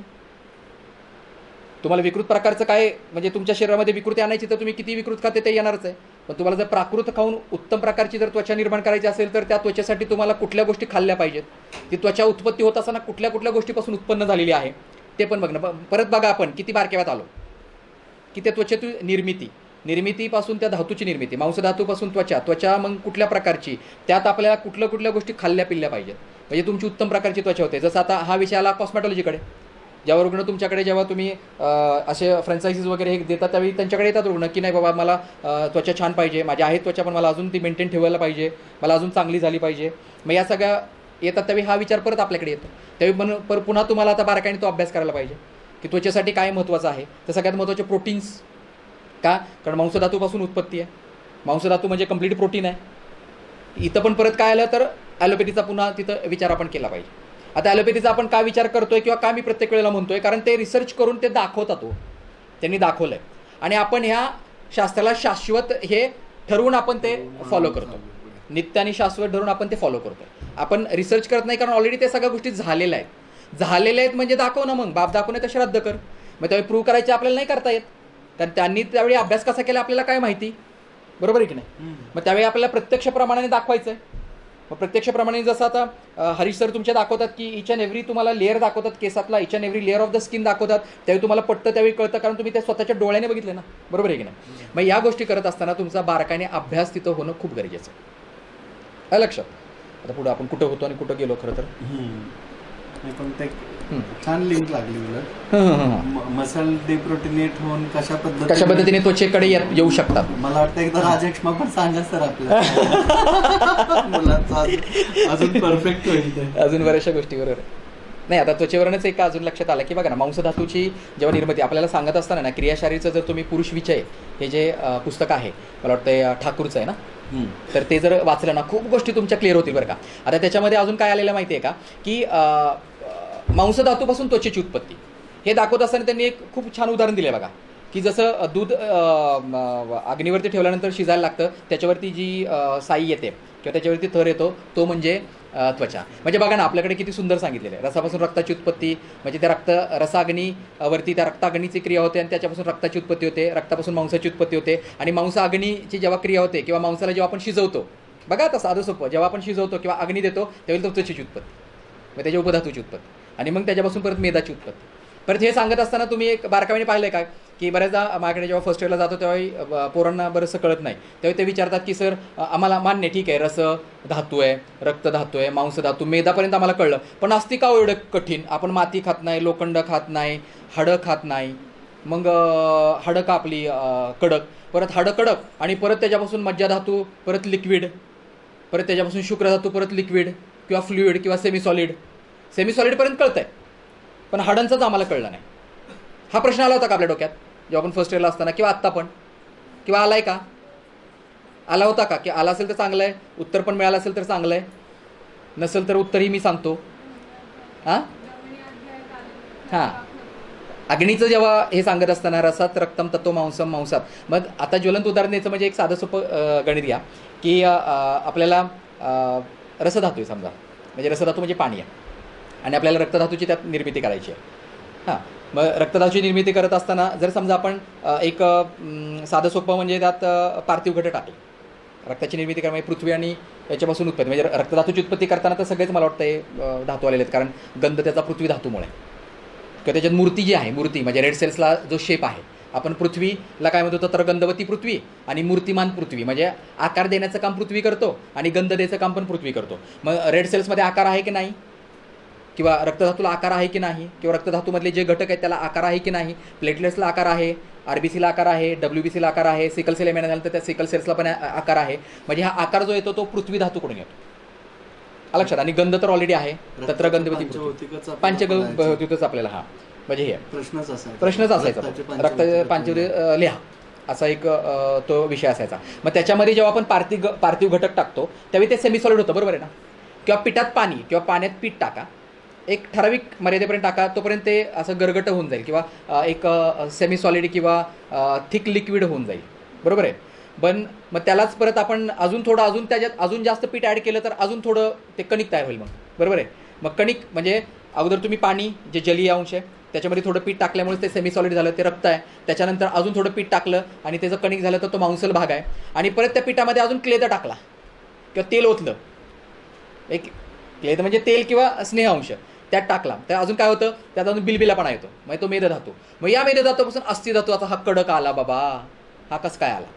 त्याला याचं उदाहरण देत असताना त्या पुरुष विषयाच्या पुस्तकात दिलेलं आहे, जसं आपण मडकं तयार करतो, चिखल तयार करत असताना त्यात पाणी टाकतो, मग तो एकदम चिखल ठीक होत नाही, मग चिखल चांगला होण्यासाठी कणकीसारखा अजून त्यात माती टाकतो आपण, आणि मग ती माती टाकल्यानंतर जेव्हा ते चपचपीत चांगला तयार होतो त्यात पाणी घालतो मग आपण, आणि ते पाणी घातल्यानंतर मग आपण त्या चक्रावरती हे ठेवून एक विशिष्ट आकार देतो, आणि आकार दिल्यानंतर आपण उन्हात ठेवतो, अग्नीची प्रक्रिया करतो, आणि अग्नीची प्रक्रिया झाल्यावर काय होतं, ते खापर म्हणजे ते मडकं किंवा ते माती कडक होते, टणक होते. That is nothing but the अस्थिधातू, अलग लक्षात. आणि परत ह्या अस्थिधातूवरती परत पाणी टाकून ते म्हणजे त्याचं परत चिखल केला फोडून, आणि त्याच्यावरती परत प्रक्रिया केली की परत ते लिक्विड होणार आहे ना, कारण ती माती पुन्हा त्या पाण्यामध्ये पुन्हा एकनिष्ठ होणार आहे, आणि परत ती मज्जा धातू, आणि परत त्यात अजून थोडं लिक्विड टाकलं किंवा स्नेह टाकला की परत ती शुक्रधातू. म्हणजे अलग लक्षात. याला उदाहरण त्यांनी मडक्याचं दिलं बरं का, मी तुम्हाला कणकीचं सांगितलं कारण आपल्याकडे ते कणकीचं दिसतं आपल्याला म्हणून मी सांगितलं, पण ते पुरुष विषयमध्ये दिलेलं आहे बघा. म्हणजे पुरुष विषय हे